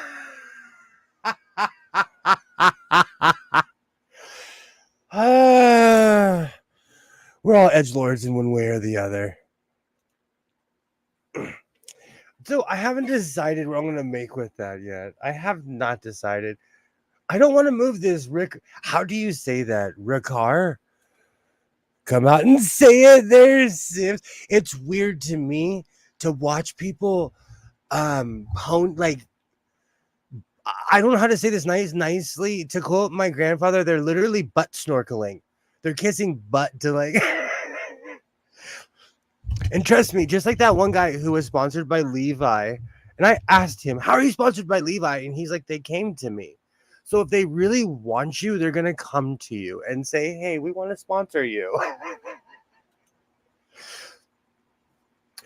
During the pandemic, I found Levi's YouTube channel, and there was this person who was doing San Francisco and all this crazy stuff, and they ended up doing a class in LA.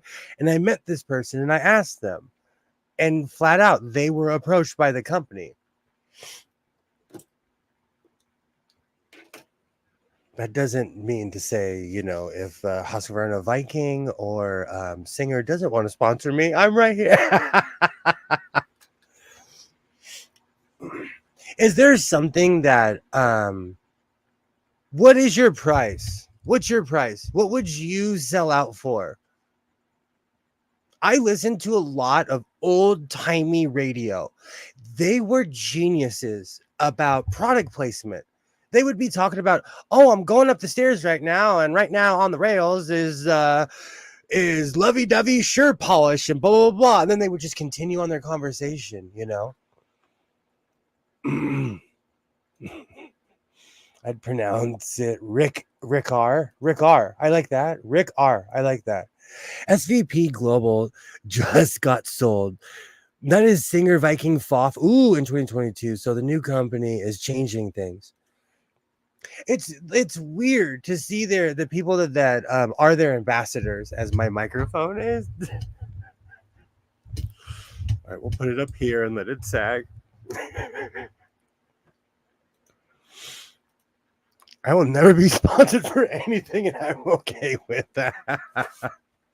I can't remember the new company they dropped a link to IceMax last month. Don't know why, so I have to contact them. Do you know when people take over? It's this weird thing with ownership. When people take over, you're taught in business school to fire everybody and change everything. I have never seen that work, and they teach you that in business school. So I don't know. I don't know if it's a good thing or a bad thing. Riccar is still around. They make vacuums. That's awesome. What was it? What sewing machine was it where I was like, that's the first time? Oh, Nelco. When I think of Nelco, I think of razors. I think of in the 90s, Nelco made all kinds of stuff for shaving. So when I saw a Nelco sewing machine, I jumped at it. I don't have the impulse control to keep a sponsorship anyways. I accept myself. Peter Capaldi, who played Doctor Who, all his roles before, he cursed in all his roles. And when he became Doctor Who, he signed a contract saying that he would not curse in public. And I always thought that was interesting. All right, I'll clean up. I will start cleaning up this mess. But what is your price? Is there a price? Because I constantly say I don't have one. I don't have a price. But if someone offered me millions and millions of dollars, I would never do something that I didn't like. There are certain roles in television I wouldn't play. There's certain things that I just would not do. There's not enough money in the world, But I drink Pepsi like it's going out of style. If Coke came to me and was like, "Will you be in a commercial and drink Coke?" I'd be like, "I love Coke." I've been drinking Coke my whole life.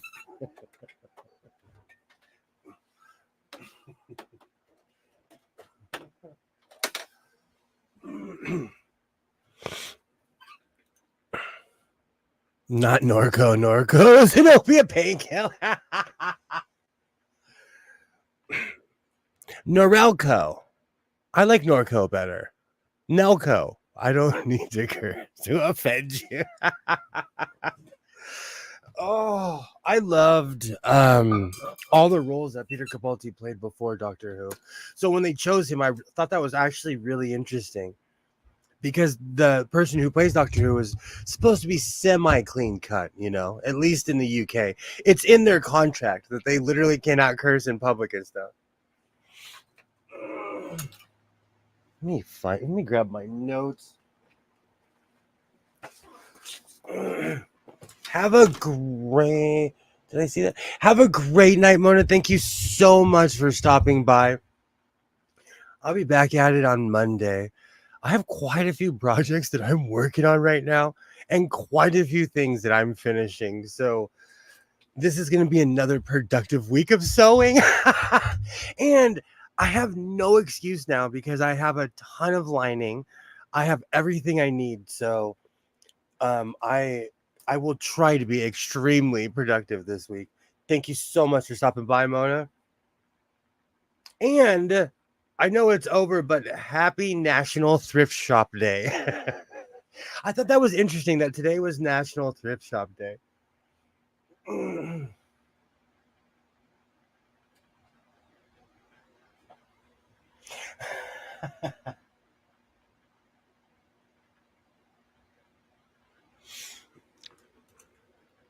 I would never take ad money or recommended something I didn't actually use. However, if they offered me $1 million to do blackface in a movie, I would be buying you. Thank you. Okay, that's what I'm saying. Everybody has a price. Everybody has a price. And every person I've ever met that says that they don't, they do. That's all I'm saying. I wouldn't go as far as our friend Greg Bryant here. There's quite a few roles in a movie you would never catch me play. No matter how much money they offered me.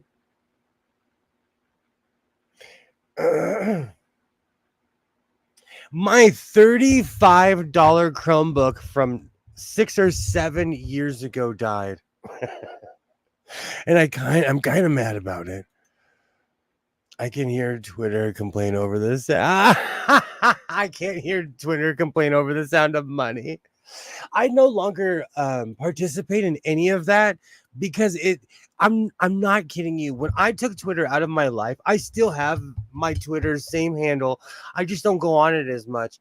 My blood pressure went down. My life improved when I stopped being on Twitter all the time. It was $35. You're lucky it didn't break in 6 months.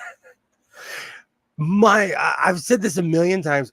My father was a real hoarder, and when he passed away, I found all kinds of stuff that he didn't tell anybody about. And he hoarded electronics. I found a ton of computers, just a ton of computers. And I guarantee that thing will turn back on. A couple of years ago, it died, and I plugged it in like a year ago, and it was like, "Hi, do you remember me?" Oh, I got my use out of that thing. I don't have a Twitter, but if I made enough money to never work again, I wouldn't care about the consequences. Well, also, it's one of those things. I do not live by committee. I love sewing. It is absolutely what I love to do. There are quite a few people who are like, "Dude, you make a bunch of jackets." It's what I love to do. It's what I do.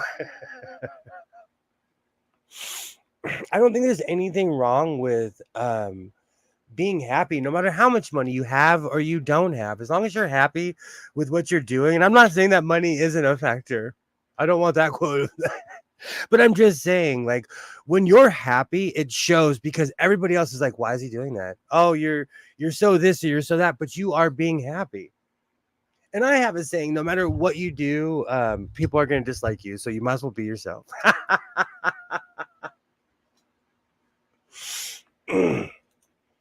No, mo money, mo problems. It's mo taxes. It really is what it is. The Beatles, I'm the tax man. That song is real. But it's like that no matter where you live.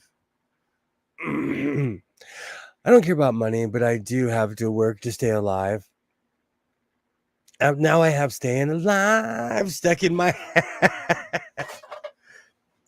I think it all depends on what you do for a living and stuff. I went to trade school, so I have a different opinion. being around the dude bros showed me that I am of a different tax bracket. So I shut my mouth. I am from a different world. That reminds me, I need to how do I break my Amazon habit? I am addicted to Amazon. Today something showed up and I forgot that I ordered it, and it was like I ordered it last night. I think I'm gonna delete my Amazon. I think I'm gonna do it. I think I'm gonna delete my Amazon. I don't care. I'm at the point now where I have everything I need. And if I don't, I can go to the store and go buy it, you know? I think I might get rid of my Amazon Prime.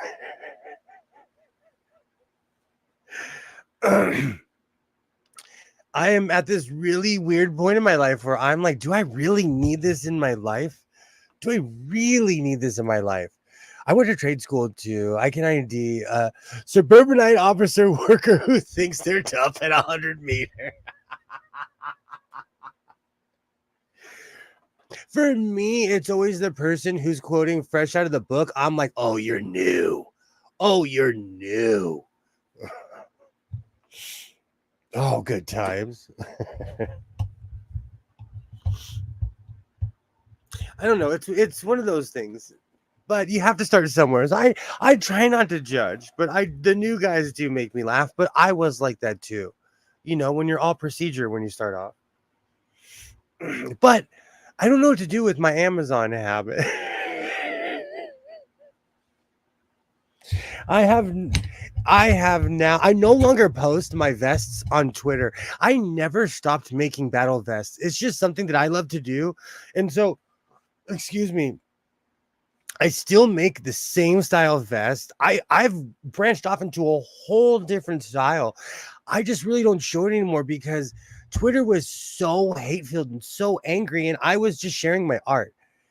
And on Instagram, I think one of the reasons I didn't get really popular on Instagram is because Instagram's about other things.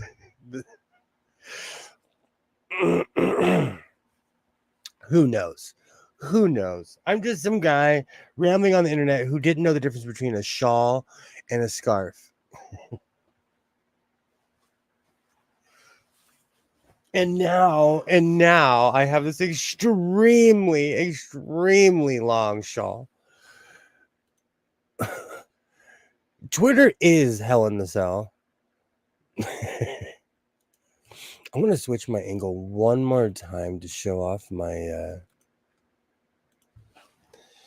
non-union states have some benefits.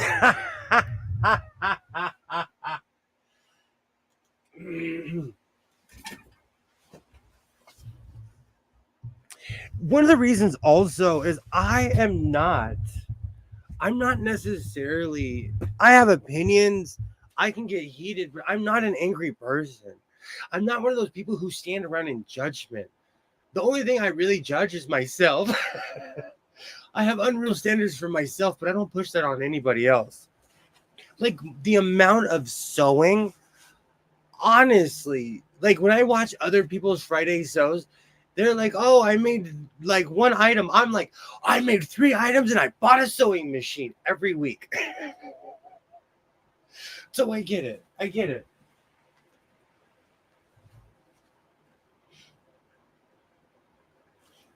I don't know. I think I'm at the point of I don't want to delete my Twitter because that's a great place to send links. There's still a lot of people on it, but the Twitter I knew has disappeared. And it's kind of been taken over by angry people and a bunch of corn.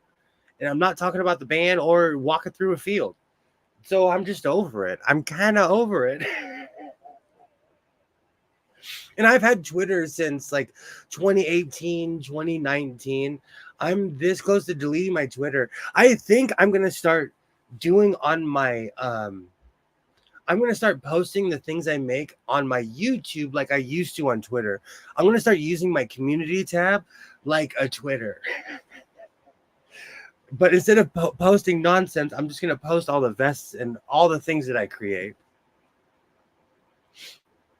Because I loved the exposure on Twitter, and everybody saw what I do. But that was only one side, and people, I kind of got pigeonholed because people were like, "Oh, he only sews battle vests." They didn't know that I also make clothes. Can't make a lot of money working a can make a lot of money working a Twitter. That's the problem. See, that's the problem why I do not want to get rid of it. But do you know, if I was more of a shameless self-promoter, I would probably have more subscribers on Twitter and stuff like that. But I'm not one of those people. I have an opinion, I have things to say, but I'm not necessarily a shameless self-promoter like that. Wow. Let me get back to the chat. When I talk politics, my main goal is to make people aware of how broken the things are. I'm a solution-driven kind of person. With that being said, I'm also the same person who's avoiding downtown Los Angeles because it's gone downhill again. So I don't know if there's a solution anymore. Maybe not a corner, but strong hands and you can clean up in a truck stop. I was waiting for that one, Greg. I was waiting for your hi-hat.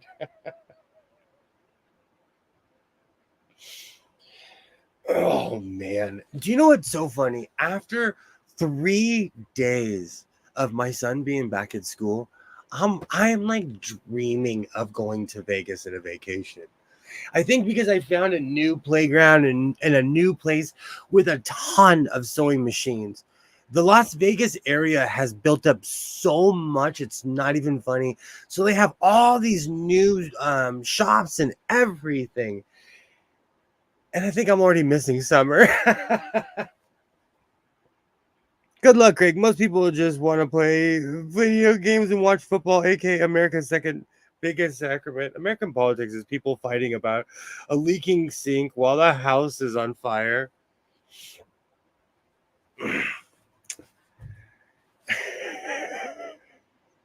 I'm over all of it because what happens is that people start off as a subject and then it becomes personal.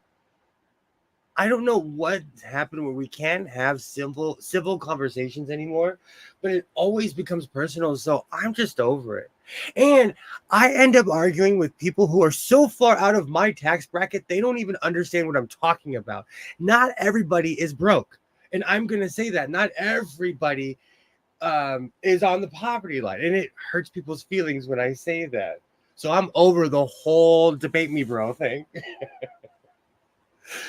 And also, that's another thing. You get people from different walks of life who live completely different lives arguing, pretty much saying the same thing. But they're arguing more about their way of life and less about the topic. So I would rather make extremely goofy things and post them on the internet. And that's another reason why I made my channel kind of politics free, because in the end, I have all kinds of people that come on my channel. There's people that are right wing. There's people that are left wing, religious. I'm a non-religious person. I encourage people who are religious to come on my channel because it doesn't matter in the end. I will be friends with anyone as long as you keep it civil. And I think that's what gets lost in the internet. Debating is like wrestling with the pig. You get dirty and the pig likes it. Oh, I have to remember that one. I have to. That's a great quote. Absolutely. Greg and I were like, ooh, that's a good one. That is a good one.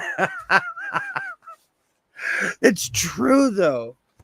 That's why I'm not kidding you. And I'm sure that there are people who knew me 25, 30 years ago, and they're like, William has lost his mind. Did he go crazy? Is it the sun? I am literally just enjoying myself. I am having the time of my life, sewing, making goofy stuff. I dress like Wednesday Addams. I'm not kidding you. There are people at my job that used to always say, "Are you gothic?" I own hundreds of black work shirts. Oh, I've decided to add color to my wardrobe. I don't think anything good comes about when people stop talking. I agree with you. I agree with you on that. But there has to be, if there's no middle ground, I don't see a point. Like if we're just gonna go around in circles and start flexing, and it reminds me of the old wrestling pose downs when two guys would be like, "Meet me in the ring," and they would literally pose down. It's kind of pointless in the modern era. And I always say, like, having a hobby will save your life. Having something to do besides what everybody else is doing is amazing. It's great for the brain. I love one person sports. That's why I got into surfing, skateboarding. Um, I still rollerblade to this very day. Oh.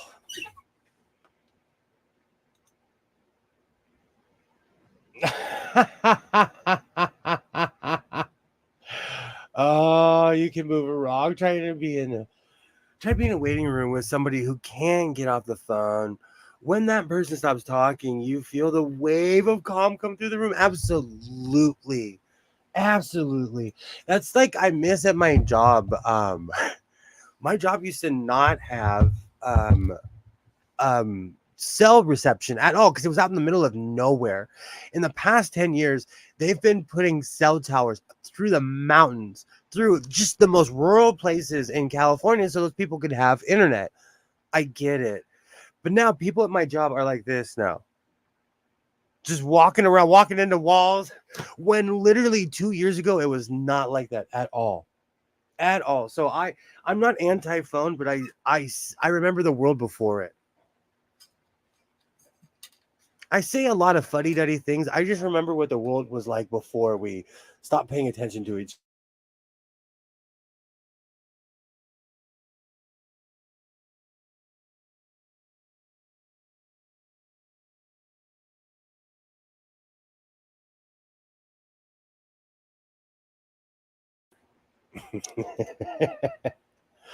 Those people are not talking to each other though.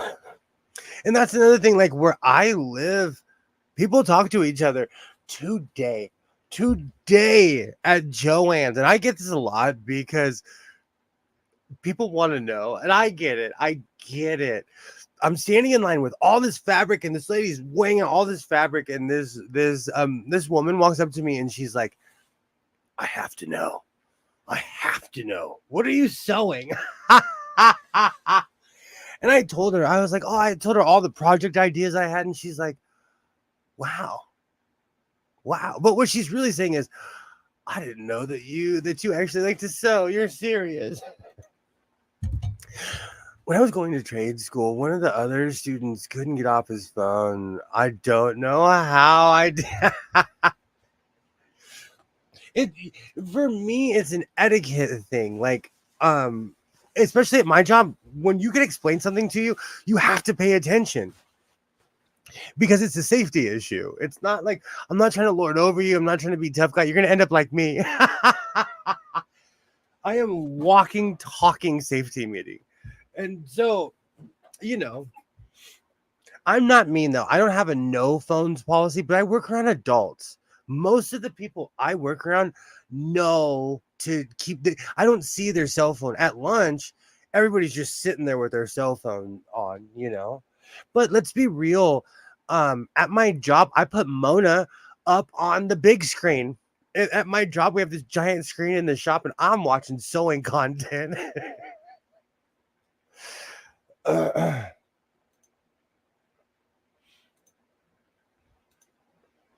He was supposed to be watching the CNC machine, and he had his back to the machine, shooting a video for TikTok. Did he have the door closed? That's one thing I look around all the time. No one that I work with has a TikTok. Who can say that? Because I ask a lot of questions, and at least no one I work with admits to having a TikTok. But the average age of the people I work with is like it's like 45 and older. I'm the youngest person there. So, they're like, they ask me, you have social media? And I'm like, yeah, I do. I do.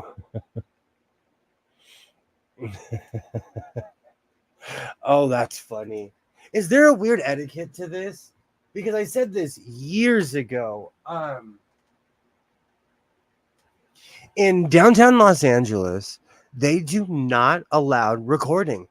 Every employee, every shop, every vendor will tell you, please don't record here. They have signs everywhere. Do not record here.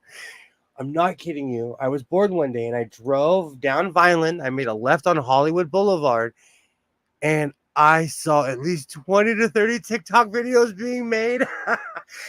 I felt like I was in a Twilight Zone. It was surreal because, you see things online. You see, like, even our news is like Hollywood has been taken over by TikTokers. It's real. It is real. People are just on Hollywood Boulevard breakdancing. It's the funniest thing on earth. The door must have affected the TikTok ability or something. Our machines ran 2 or 3 machines at a time, but they closed the door before they walked away.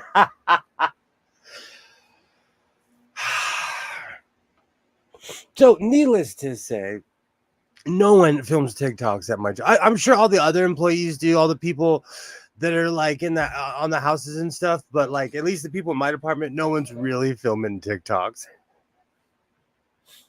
Says the guy who goes and sits on his tractor and films himself.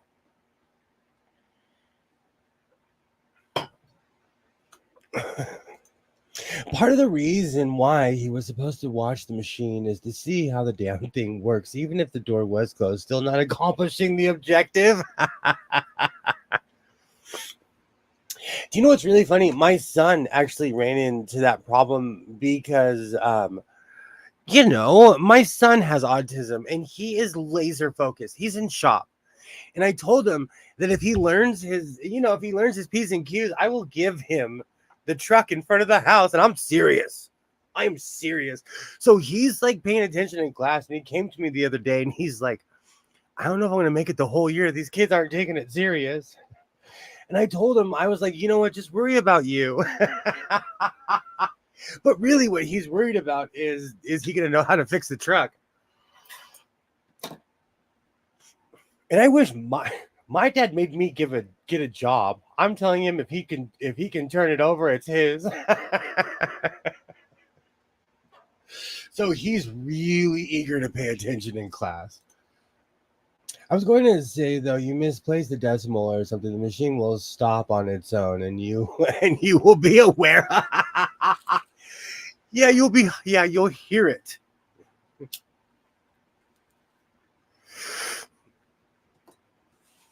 I think I had too much fun this summer. I had so much fun staying up all night making shorts. I actually had fun. I never have fun during the summer. Summers are actually quite miserable for parents. And this year I had a great summer. So I'm kind of sad that school starts and I have to be operating during responsible hours. I'm sure people are shocked that I'm releasing shorts during the day. Because my free time has completely switched.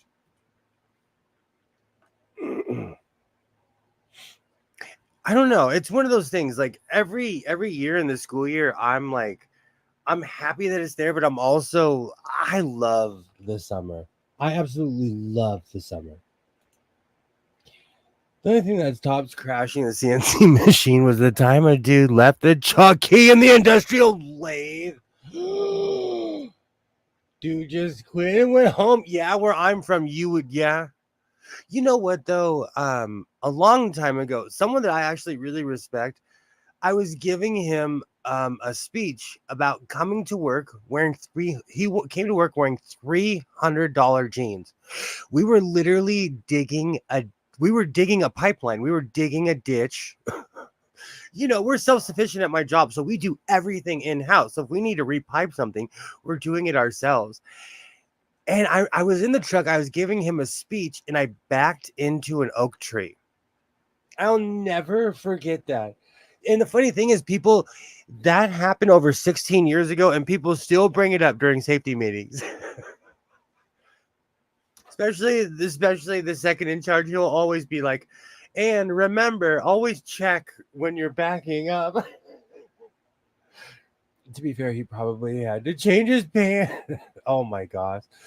Just today I heard my neighbor getting mad because his kids didn't close the door when they went outside.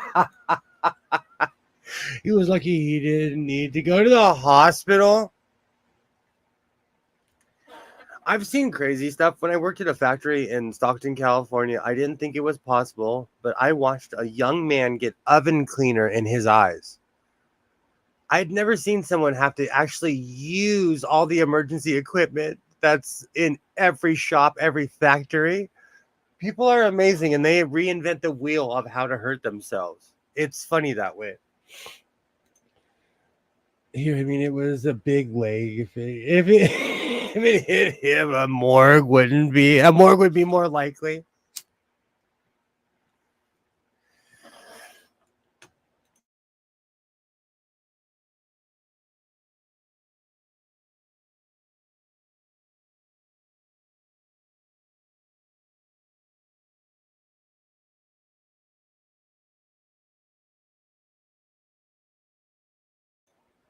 A cough, stammer. You know what? I'm finishing all kinds of projects. There's all kinds of things I'm doing, but like I get in this weird thing of like, where do I start? There's a giant long coat I want to make. I have the lining and everything. There's a giant hood I want to make. I have the lining. I just haven't decided which project I want to start on. One time I got pool algicide in my eye, had to wash it out with the hose, and it kind of hurt for a week. It's insane the things that people do to themselves. But honestly, as an accident prone person, as someone who fixes sewing machines with his face this close to them, I understand that stuff like that happens. Gosh, I want to say, if you're still there, Nightmare Baby, 7 or 8 years ago, Nightmare Baby told me to wear goggles when I fix sewing machines. And I was like, I'm a man. I don't need goggles. And you know, every time something flies past my face, I think of her. I'm like, oh man, maybe I should have worn goggles. That sound made a gunshot sound like a whimper. I live near a freeway, and where I live, it is commonplace to hear a tire blowout from a big rig. I mean, it is the locals, we don't even flinch. Because of Ring, the neighborhood app, whenever someone moves to the neighborhood, every time I'll hear a loud bang, I'll wait. And then I hear the bing on Ring, someone's like, what was that? That sounded dangerous. Then all the other neighbors are berating them. They're like, that was a tire exploding. So I can completely understand how something sounds like a gunshot or sounds like something completely different from what it is. Especially because where I live, we have giant walls that are supposed to keep the sound out. But when something like that happens, it reverberates against both walls on the freeway. So you literally hear the sound rattling up and out. It's the craziest thing.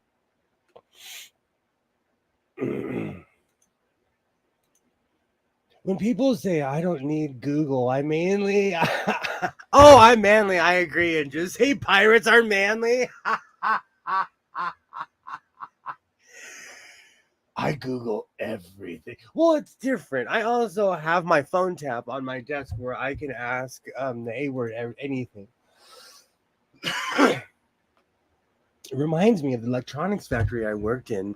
When one of the things we made for mining equipment foiled, it blew the 700 amp breaker that powered the test bench. Sounded like a small explosion. Exactly. Oh, goggles.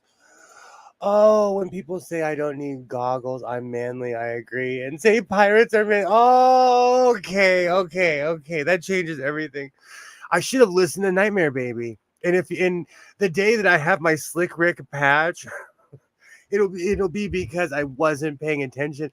There's been so many times, especially with the machines that are in the 1960s, they married plastic and metal. And what happens is over time, the plastic erodes. And so some shrub like me comes along 50 years later, puts oil on it, it turns on, and the plastic flies everywhere. I should be wearing goggles.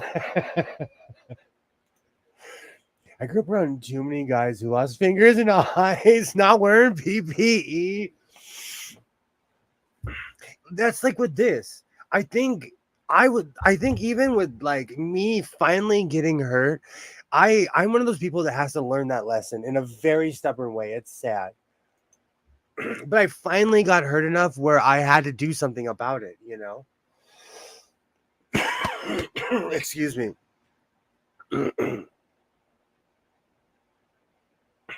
But I think I should start wearing goggles. And the funny thing is, I wouldn't let my son, we have all kinds of fun toys in my house. I wouldn't let him walk outside. Like if he's going to go shoot his BB gun, airsoft gun, I wouldn't let him walk outside without goggles. He had a tournament and he had all of his cousins and friends over. They were all in the backyard. I made every single one of them wear goggles. Said by the guy who doesn't wear goggles. Oh, I can spare a finger. Lack of depth perception is rough. Exactly. Everybody thinks they're tough until they get clapped out to play with their grandkids. I was telling the story about how I was trying to show off. I used to skateboard. I went to do a nollie and I completely heard it. So I get it. I totally understand. Okay. I'll wear funny thing is I have all kinds of safety gear down to a hazmat suit. I have full hazmat suit and everything. So it's not like I do not have the gear. And it's been a while since a sewing machine has really exploded on me. It's been a while. But, it's and the funny thing is when it explodes, it's always close. I've had quite a few. I know you can't see it because of my color, but I have a giant scar right here. And people always ask me, is it from some crazy story? I got it at my job by myself. I haven't even gotten regular kids yet, and I'm pretty much there. Oh, everybody thinks they're tough. That's the one thing about youth, though. I learned that I'm the youngest of a huge family. And I learned watching my brother. My brother was a marathon runner. He was a Marine. He was a tough guy. But he got older and he gained a lot of weight. But he still had that tough guy mentality. And I'll never forget, he challenged somebody who was a collegiate wrestler. My brother, and we were telling him, like, don't do it. That guy grabbed my brother. And the guy was younger than my brother and literally just DDT'd him. I was like, are you done? Nope. Okay, suplexed him.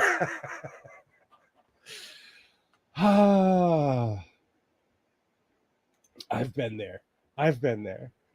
Shoulder cuff. I knew a guy who completely trashed his rotator cuff when he picked up a guy and slammed him down onto a trailer hitch. And he heard, I think about that all the time. When I was younger, I used to be able to run, push down on someone's shoulder and completely jump over them. I don't know if I have the bravery to do that. There's actually, the funny thing is the person that I used to do that with 30 years ago, I saw him in the store and he's still tall. I don't know if I have the audacity to do something like that as I did when I was younger. I'd probably pull every bone in my body. He couldn't pick up his arms until he got surgery. That's why I try not to overextend myself. I'm not tough. I just try to break down. I'm just trying not to break down, but I'm the only one to work till I die. Retirement plan. I told my son that the other day. You should have seen the look on his face, because he's like, "Oh, I'm gonna I'm not gonna go to college and this and this." I said, "Okay, but when you get out of school, you don't stop working until the day you die." And he looked at me, and I was like, I gave him that face, like, welcome to the workforce. It's true, though. It is true. Oh.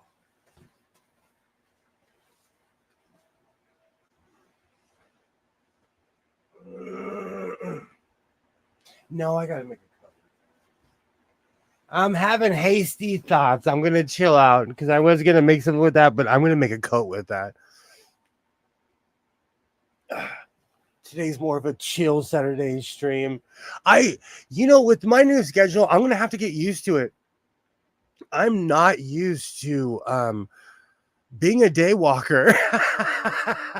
I am not used to being up during the day. I am captain third shift, so I have to completely reverse my schedule. With college, you still gotta work until you die and pay off loans. Seriously, I'm not kidding you. I know people who are in their 50s, 55s, and still owe. Every time I spend the day swinging an axe, I regret all of my life choices.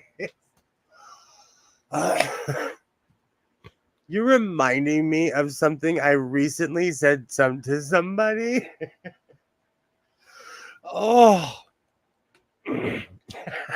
Swinging an axe is hard, though. Swinging an axe, like, I use a chainsaw. I couldn't imagine taking down more than one tree with an axe. And I said it.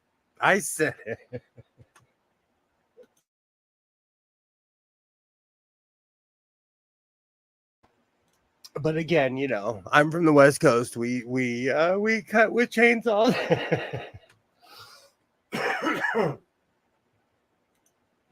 I think it's time for another hat. I've been watching a lot of hat making videos. I think it's time for another ridiculous, like, Erykah Badu, Jamiroquai, Smokey the Bear hat. And I've acquired a few skills along the way, so I think it's time for another giant hat. Swinging an axe, breaking masonry, and working on a ladder make me hate myself. Do you know what's really funny? Masonry was my first profession, which I don't do anymore. Today, in 1953, the first Narcotics Anonymous meeting was held in Chatsworth, Los Angeles. And you know what's funny? I bet they had good coffee. In 1953. I've been listening to a lot of Golden Age radio. So I have this really fuzzy vision of what the 50s were like in my head. But, like, all I have to do is go and ask my mom and she'll tell me the truth. Like, it was terrible. And in 1945, Animal Farm was published. Wow. Masonry. I put it up. I don't take it down. Oh no. The fountain in all my ASMR videos, I built that. If you go look in any of my ASMR videos where I'm in my backyard, I built that fountain. Because there's a reason they make you break rocks in military prisons. And that's another thing why I'm not a debate me kind of person. I like to create things. I'm not necessarily here to destroy. I'm here to create. I always laugh when people talk about building community and all these things, which never happens. I'm more about creating things and showing what you're talking about rather than talking about it.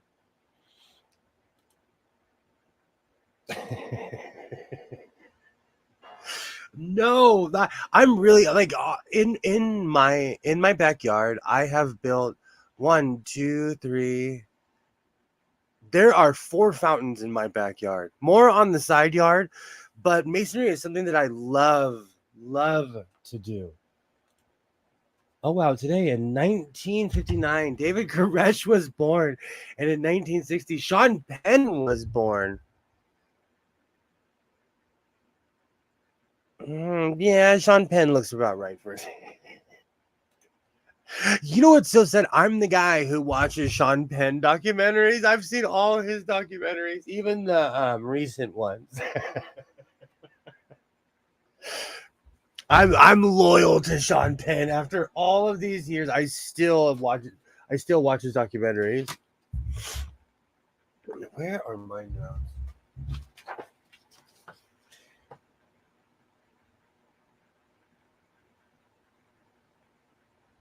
Do you know I live for the reaction of when people do not think that I speak the same language that they do.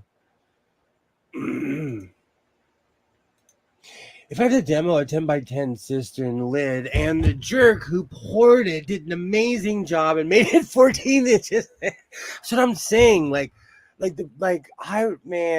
I'm all about the art, getting it done right the first time. My life is really funny. It happens to be someone else.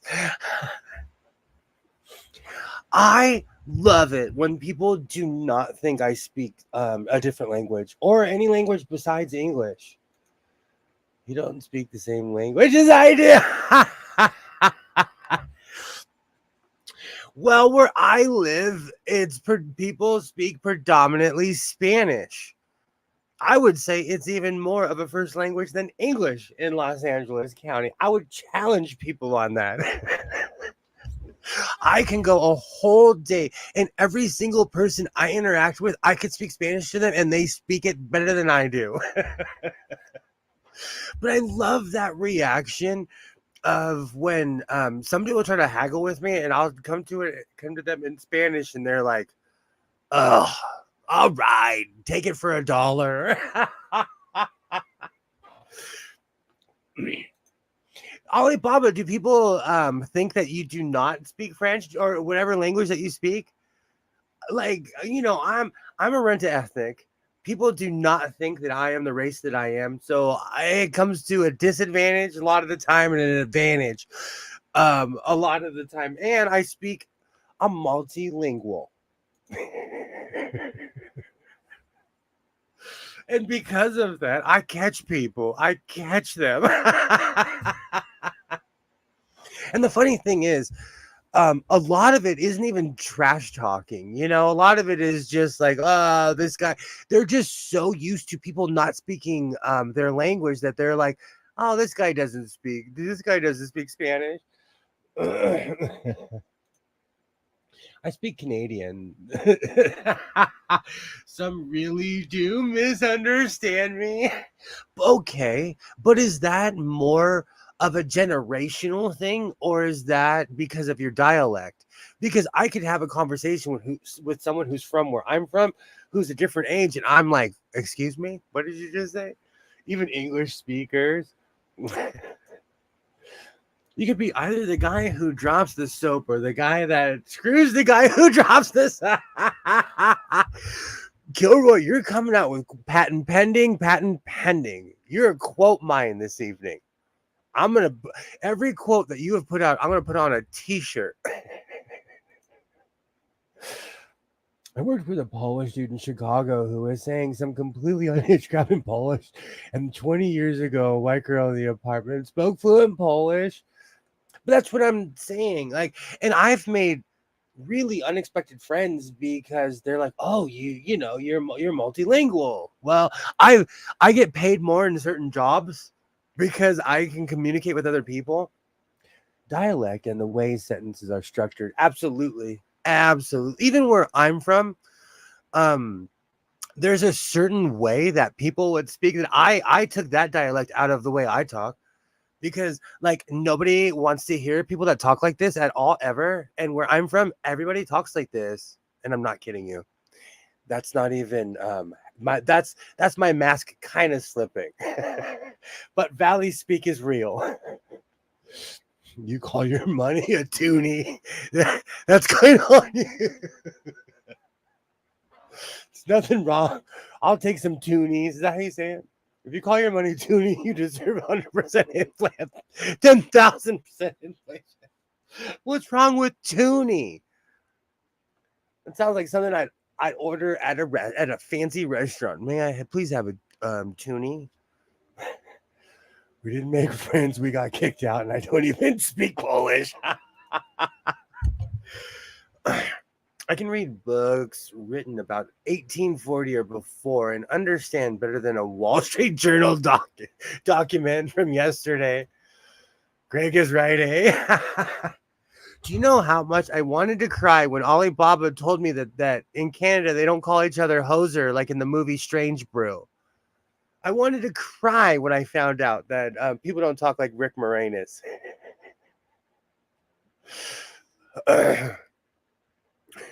I'm suspicious of you being a real Canadian. I haven't heard you apologize.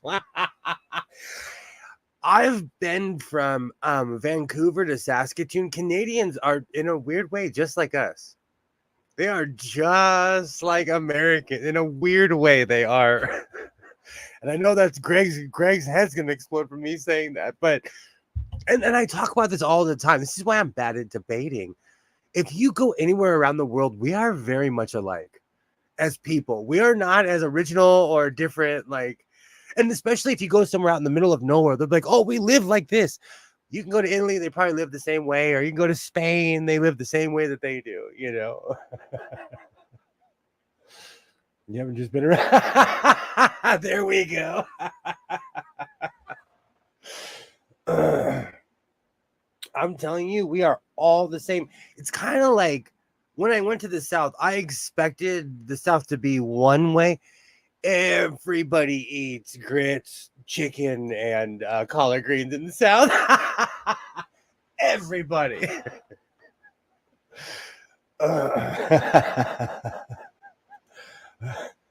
They are America. We're very much alike. They drink coffee. I just didn't see much of a difference, is what I'm saying. They have commercialization like we do. It seemed like a really clean. Canada was clean. I'll tell you, Canada reminded me of, I don't know, pick a state where everything is clean. In France, Parisians are assholes, but if you go to rural France and say you're American, you're basically a rock star. That is true, though. America is Canada and the U.S. and Mexico, North America. And that's another thing. I've been to Mexico City. I hate to break it to you. It's like, pick any major city. Any major city. It's like anywhere else, you know. They're just not speaking English. Well, no, they speak English in Mexico City, too. Oh, good times. Good times. Fun fact, we invaded Canada 3 times and lost all 3. Do you have any idea of how embarrassing to lose to an army that keeps apologizing? Oh, it's a great song, though. 1814, we took a little trip. Great song. Great song. You know what's really funny? Portland, a long time ago, when I lived in Portland, Oregon, they would have Fleet Week, and people would come in from around, from all around, but it was mainly the United States Navy. But there was one time, this one ship pulled up and it had a Canadian flag, but they also had a British flag too. And so I walked up, and I'm a geek. I am an old school geek. So I started singing, "A British tar is a soaring soul, free as a mountain bird." I'm not kidding you. The entire crew finished the song. I had good times in Portland, Oregon. Good times. I'm sorry, Greg. We burned the White House, but it wasn't pink. But it was pink at the top and pastels inside. Fleet Week is the best name for an event. It just sounds so strong. You know what? And it was so funny. I have to say this. When I lived in Portland, because my dad would always tell me these stories about 1950s and 1960s Navy, about they'd come into a town and just have the time of their lives. When I lived in Portland, the Navy were the most respectful young men on earth. The shore patrol was walking around all bored.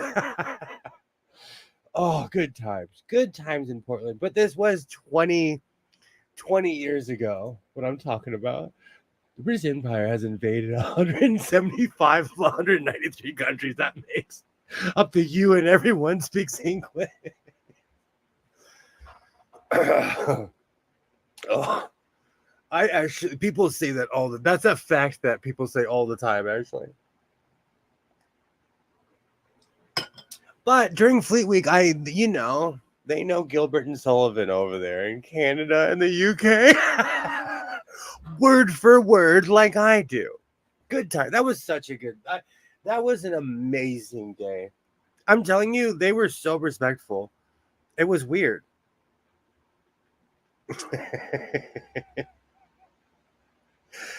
Oh. The most common holiday on Earth is independence from the British. Do you know what's so funny? Whenever I'm looking up holidays, I'm like, oh man, they freed themselves, they freed themselves, they freed themselves. It's always a little bit of a history lesson. Canada is the reason we have a Geneva Convention. You rocked New England, didn't so well against the Rednecks, but Andrew Jackson was really good again. Old Hickory. Old so much that I know almost every song that's sung about the man. I have so much fabric to fold after. I'm sitting here procrastinating because after this stream, I'm gonna be folding fabric for a while, and my hand's out of commission, so I'm gonna be folding it one-handed in the hallway. Oh. On average, every 4 days, a country celebrates independence from. I love facts like that. I absolutely love weird facts like that. I did not know that.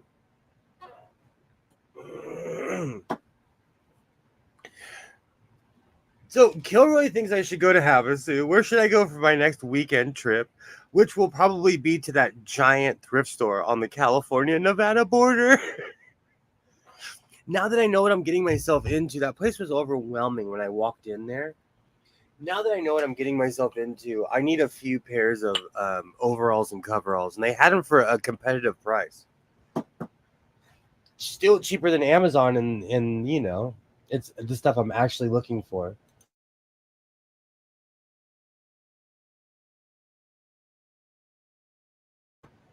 But I think I'm going to start going on weekend adventures. My ex-wife, she knows what she's doing. My son's 15 now. He's grown. So I'm gonna start doing weekend adventures. Go to Havasu, rent a boat, throw a touch and sew off the side. You know what? I'd have to do it on anywhere that wasn't the California side, because you go to jail for dumping. Do you know what's so funny? You can literally see when they're on when they're anywhere, you can see the difference between the California side and any other state. Because they're partying, because we're next to two red states, they're partying on the other side. And the California side, the sheriffs are just sitting there waiting for you to do something wrong. Oh, I like that idea, Kilroy, though. I like that idea. Why don't you just make some unique overalls and save the money on the trip, at least the purchase? I think part of the problem is I like traveling. I love whenever I go and drive at night, I pull over and I look up and I see our position in the Milky Way. Where I live, I have nothing but light pollution. I live on the outskirts, so I can look north and see Cassiopeia, the Big Dipper, but it's unreal. I'm not a religious person, so when I go out there, it just makes me feel this big. It makes me feel this big, and so it's one of the reasons I love traveling so much is all the side quests that I go on. Never go to war with a country where you see people wearing t-shirts in 20-degree weather. That's true. That's actually extremely true. Could use it as an anchor. That is not. Hey, Alibaba, that's not a bad. I have that. Well, no, I would never put that Kenmore in water. I have a sewing machine in here that weighs 60 something pounds. You know what? Honestly, I think this Riccar, I don't know if it's because my hand is semi broken, but this Riccar has to be at least 55. Well, I'll say 50 to 55 pounds. As compared to my weightless Singer heavy duty is a difference. Greg in shorts. You know, when I lived in Portland, Oregon, you could always spot a local because when it was raining, they'd be wearing shorts. And that's more of a pride thing, but for real, like you'd spot a local because they were wearing shorts. And I'll never forget whenever I would hang out with people who were from there, they would always laugh because I was layered. I was cold the entire time I lived up north.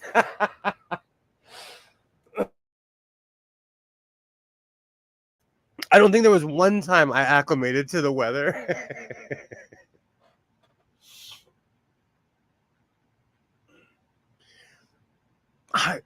No, I'd probably go to jail. If I threw a touch and sew off of a boat, I would get swooped. Boating is so different in the state of California than anywhere else. They watch you, and you have to have tags. You can't just throw a boat in the water. You have to have proper tags.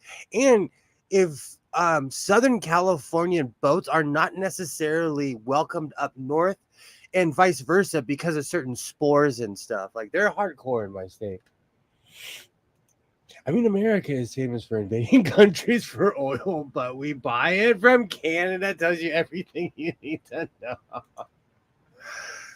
I actually helped. I actually helped weld a pipeline that was heading to Canada. Well, I don't know if it was heading towards us. I don't know. Oh, that was an awesome job. Actually, that was an awesome job. Sorry, I stopped for a minute. I hear the raccoon on my roof. Oh, I got to get rid of that thing. I have to get rid of that thing.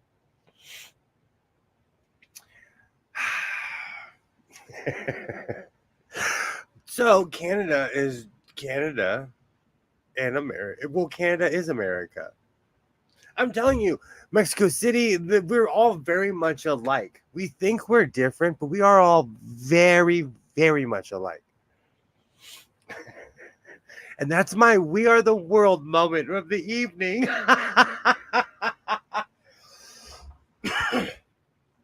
And you know what? I'm optimistic because I'm from the suburbs. So I'm extremely optimistic.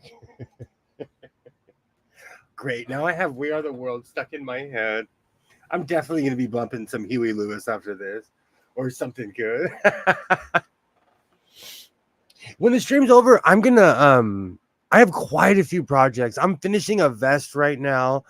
I'm constructing another vest because I basically have every patch for a certain vest that I want to make. I've been checking my Amazon and apparently I have a denim vest I forgot that'll be here in a couple of days. I purchased I want to show you something that I kind of can't tell the difference. I purchased a $10 denim vest from Amazon.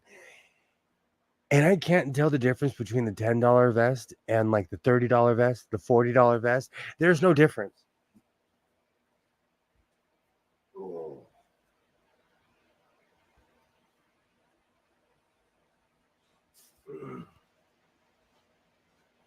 I just as an experiment, I wanted to see what it was. It was $10. I ordered this $10 vest from I've added a few patches on it, but I bought this vest for $10, and I have to tell you, I do not see a difference between any of the quality that I order on Amazon. I feel kind of ripped off. The only thing is that the pocket, for some reason, was sewn shut. I came through with the seam ripper, and it's an active pocket. So I don't know.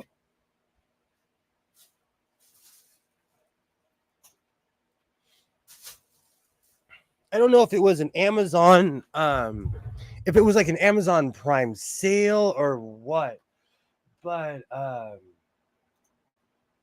Amazon is just Temu, but you get it a little bit quicker. It's true though. That is so true. I truly do not see the difference between a $10 vest, and I've never paid more than 25 because they're like want to be distressed. They're those weird poly blends, and finding real denim. It isn't few and far between, but you really have to hunt nowadays, you know. But I was kind of shocked. That vest is, and you know what? I've already tested it at 90 miles an hour. I've already tested it. It didn't fray. It wasn't even flapping. It wasn't weird. I've bought vests that were more money that fell apart on the first ride. And that vest, with all those stinking patches on it, it's already lasted, you know. You got the older sweatshop worker with bigger hands. Temu sucks. Nothing but bad products from there. I got burnt 3 times, never again. Do you know what's really funny? Because of comments like Alibaba's, I've never gone on Temu before because I get disgruntled. So I'm not even going to set myself up for something like that. Got to pay a premium for but that vest is only $10 and I'm shocked at the quality because it's actually good quality. And I'm telling you, like, I was jamming through the canyon at like 80 miles an hour just to test out the vest. I had to test out the vest, and it was no worse for wear. Oh, that reminds me of a saying: "Fool me once, shame on you. Fool me twice, you won't fool. You won't get fooled again." We call it the pothole theory, where like if you walk into a pothole on day one, it's the pothole's fault. But if you turn that corner on that same street and you walk into that same pothole, it's your fault on day 2. I haven't heard a W quote in a while.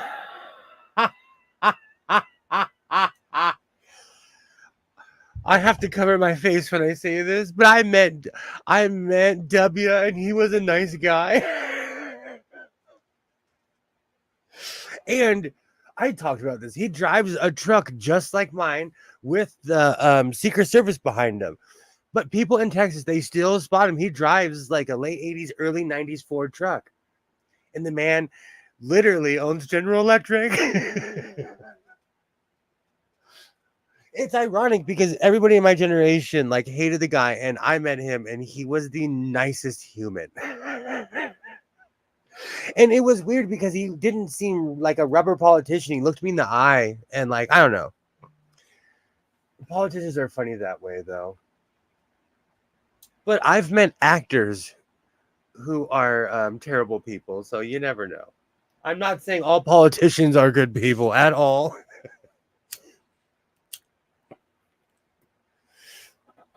But I met W, and he didn't even do the noodle hand. Everybody says that he had like a noodle handshake. He gave me the lumberjack handshake. I know that. That just adds to my popularity.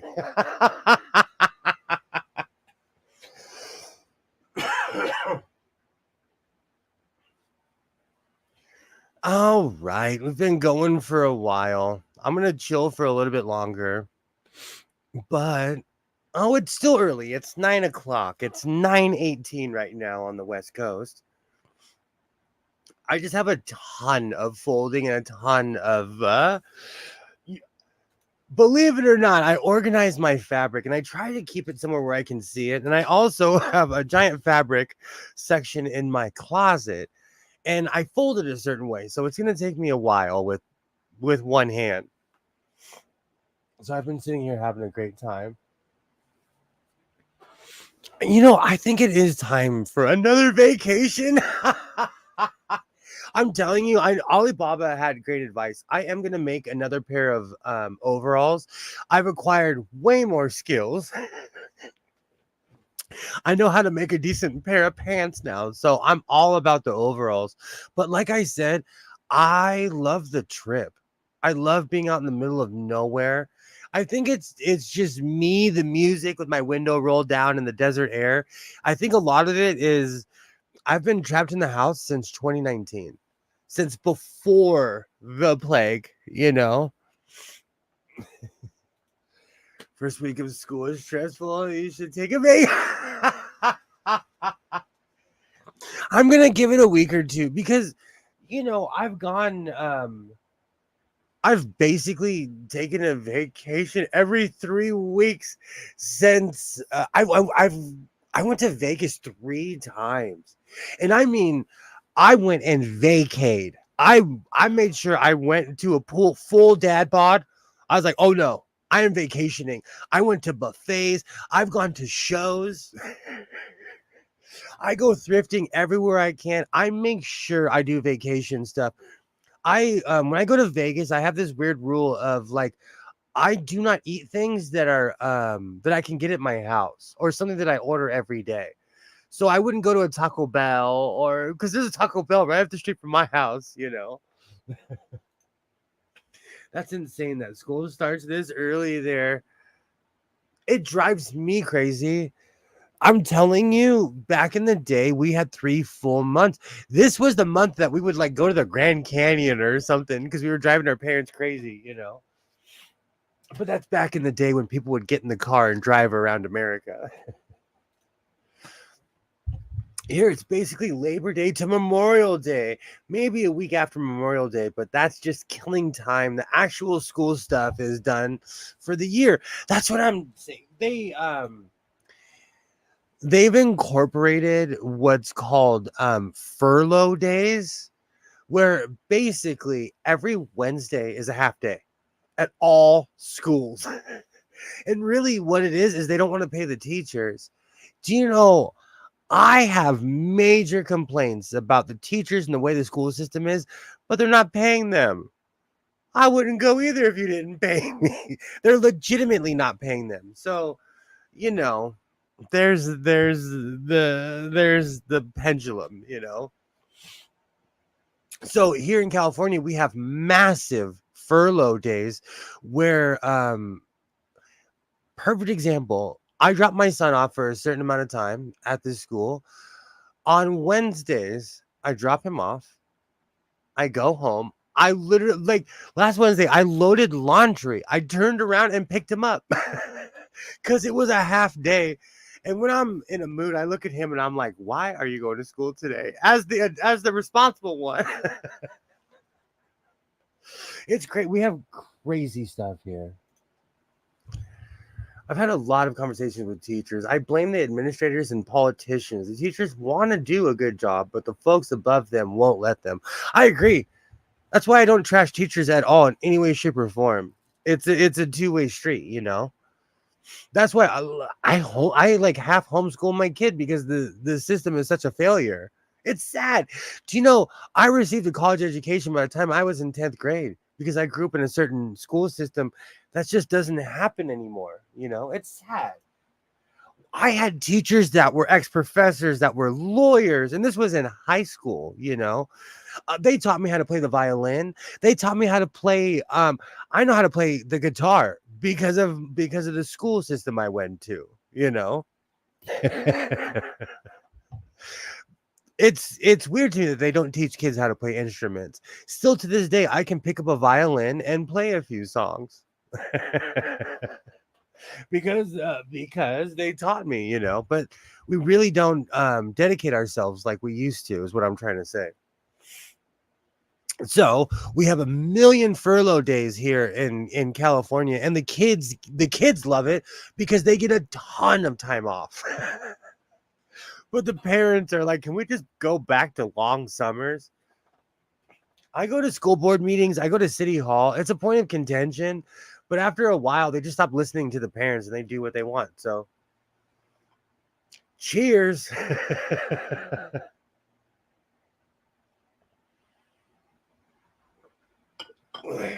Like I said, my son's half homeschooled, so like for as much as I have complaints, I'm also part of the problem because I took my kid out of the system in a lot of ways. I don't even know. It's a chicken or 80 thing at this point, you know. So needless to say, the kids start early and it's torturous getting back on that schedule. And where we live, it's still hot outside. You know, when I started school, it went from summer to instant winter. September around there, it just the temperature would always drop. And I know times have changed. The weather, it will never stay the same, you know. And I'm not saying it was contingent on the weather, but it was just different. And I see the kids like, oh, it was like 98 degrees, you know, 99 degrees, and these kids are going back to school. But you know, this is just soccer dad. This is just the life of us of a. I call myself a soccer dad, but I guess I'll call myself an MMA dad. Doesn't sound right. That doesn't sound right. Oh, good times. Good times.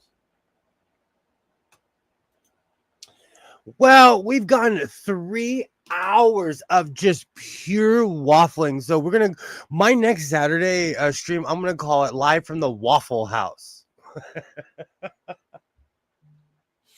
But seriously, in all sincerity, quite a few people have subscribed to my channel lately. I thank you. I absolutely thank you.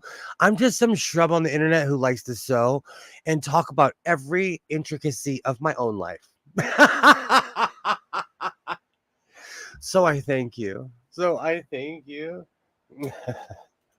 Not enough brawls here to be a waffle. Do you know what's so funny? When I lived in Arizona, they didn't have too many. I think the Waffle House, was it? Thank you, Alibaba. I think the Waffle House stigma is more recent. Am I wrong though? Tell me if I'm wrong. And it's because of the internet, I think, because there's a Waffle House everywhere. I'm not kidding you, from the state of Arizona, at least to the state of Georgia, if you, along the 10 freeway, there is that yellow sign everywhere. So the yellow sign Waffle House is everywhere in America except for here. So I don't know if that reputation is something that's more recent. People have been shot in Waffle House. How many people have been shot in Burger King? Oh man, it's so ironic you'd say that. I went there today and it's been months. But I used my hand as an excuse. Like, I'm not cooking. You know, I live so close to a Burger King. I could walk there. I need to walk there. Oh, I told you. I read the reviews and I didn't even think about it. The one by my house is so retro. It's from the 80s. 70s probably. They haven't changed it. On that note, live from the Waffle House. I want to thank everybody who's recently subscribed. I have been condensing my entire career into shorts. I'm just glad that I had enough mental wherewithal to stand in the middle of the camera. So I have a ton of footage of me with the perfect shot for shorts. So I'm here for it. I'll be back at it on Wednesday. Same bad time, same bad channel, doing the same old craziness. I have a ton of fabric. I don't know. Do I have stuff to do tomorrow? I think I do. I'm seriously thinking about staying up all night sewing. I hope. Oh, hold on. Yay. I hope everybody has a great rest of their weekend. I'll be around. I'm going to be making shorts, you know, same old stuff. I'll be back at it on Monday. And I thank you. I sincerely thank everybody. I want to thank Greg, Donnell, Mona, everybody who showed up. And as always, Kilroy and Alibaba, you guys are amazing. And I thank you. And I absolutely thank you. So, like I always say, I'll be back at it on Monday. Reinforce your seams, be yourself, and I will definitely see you next time. Bye.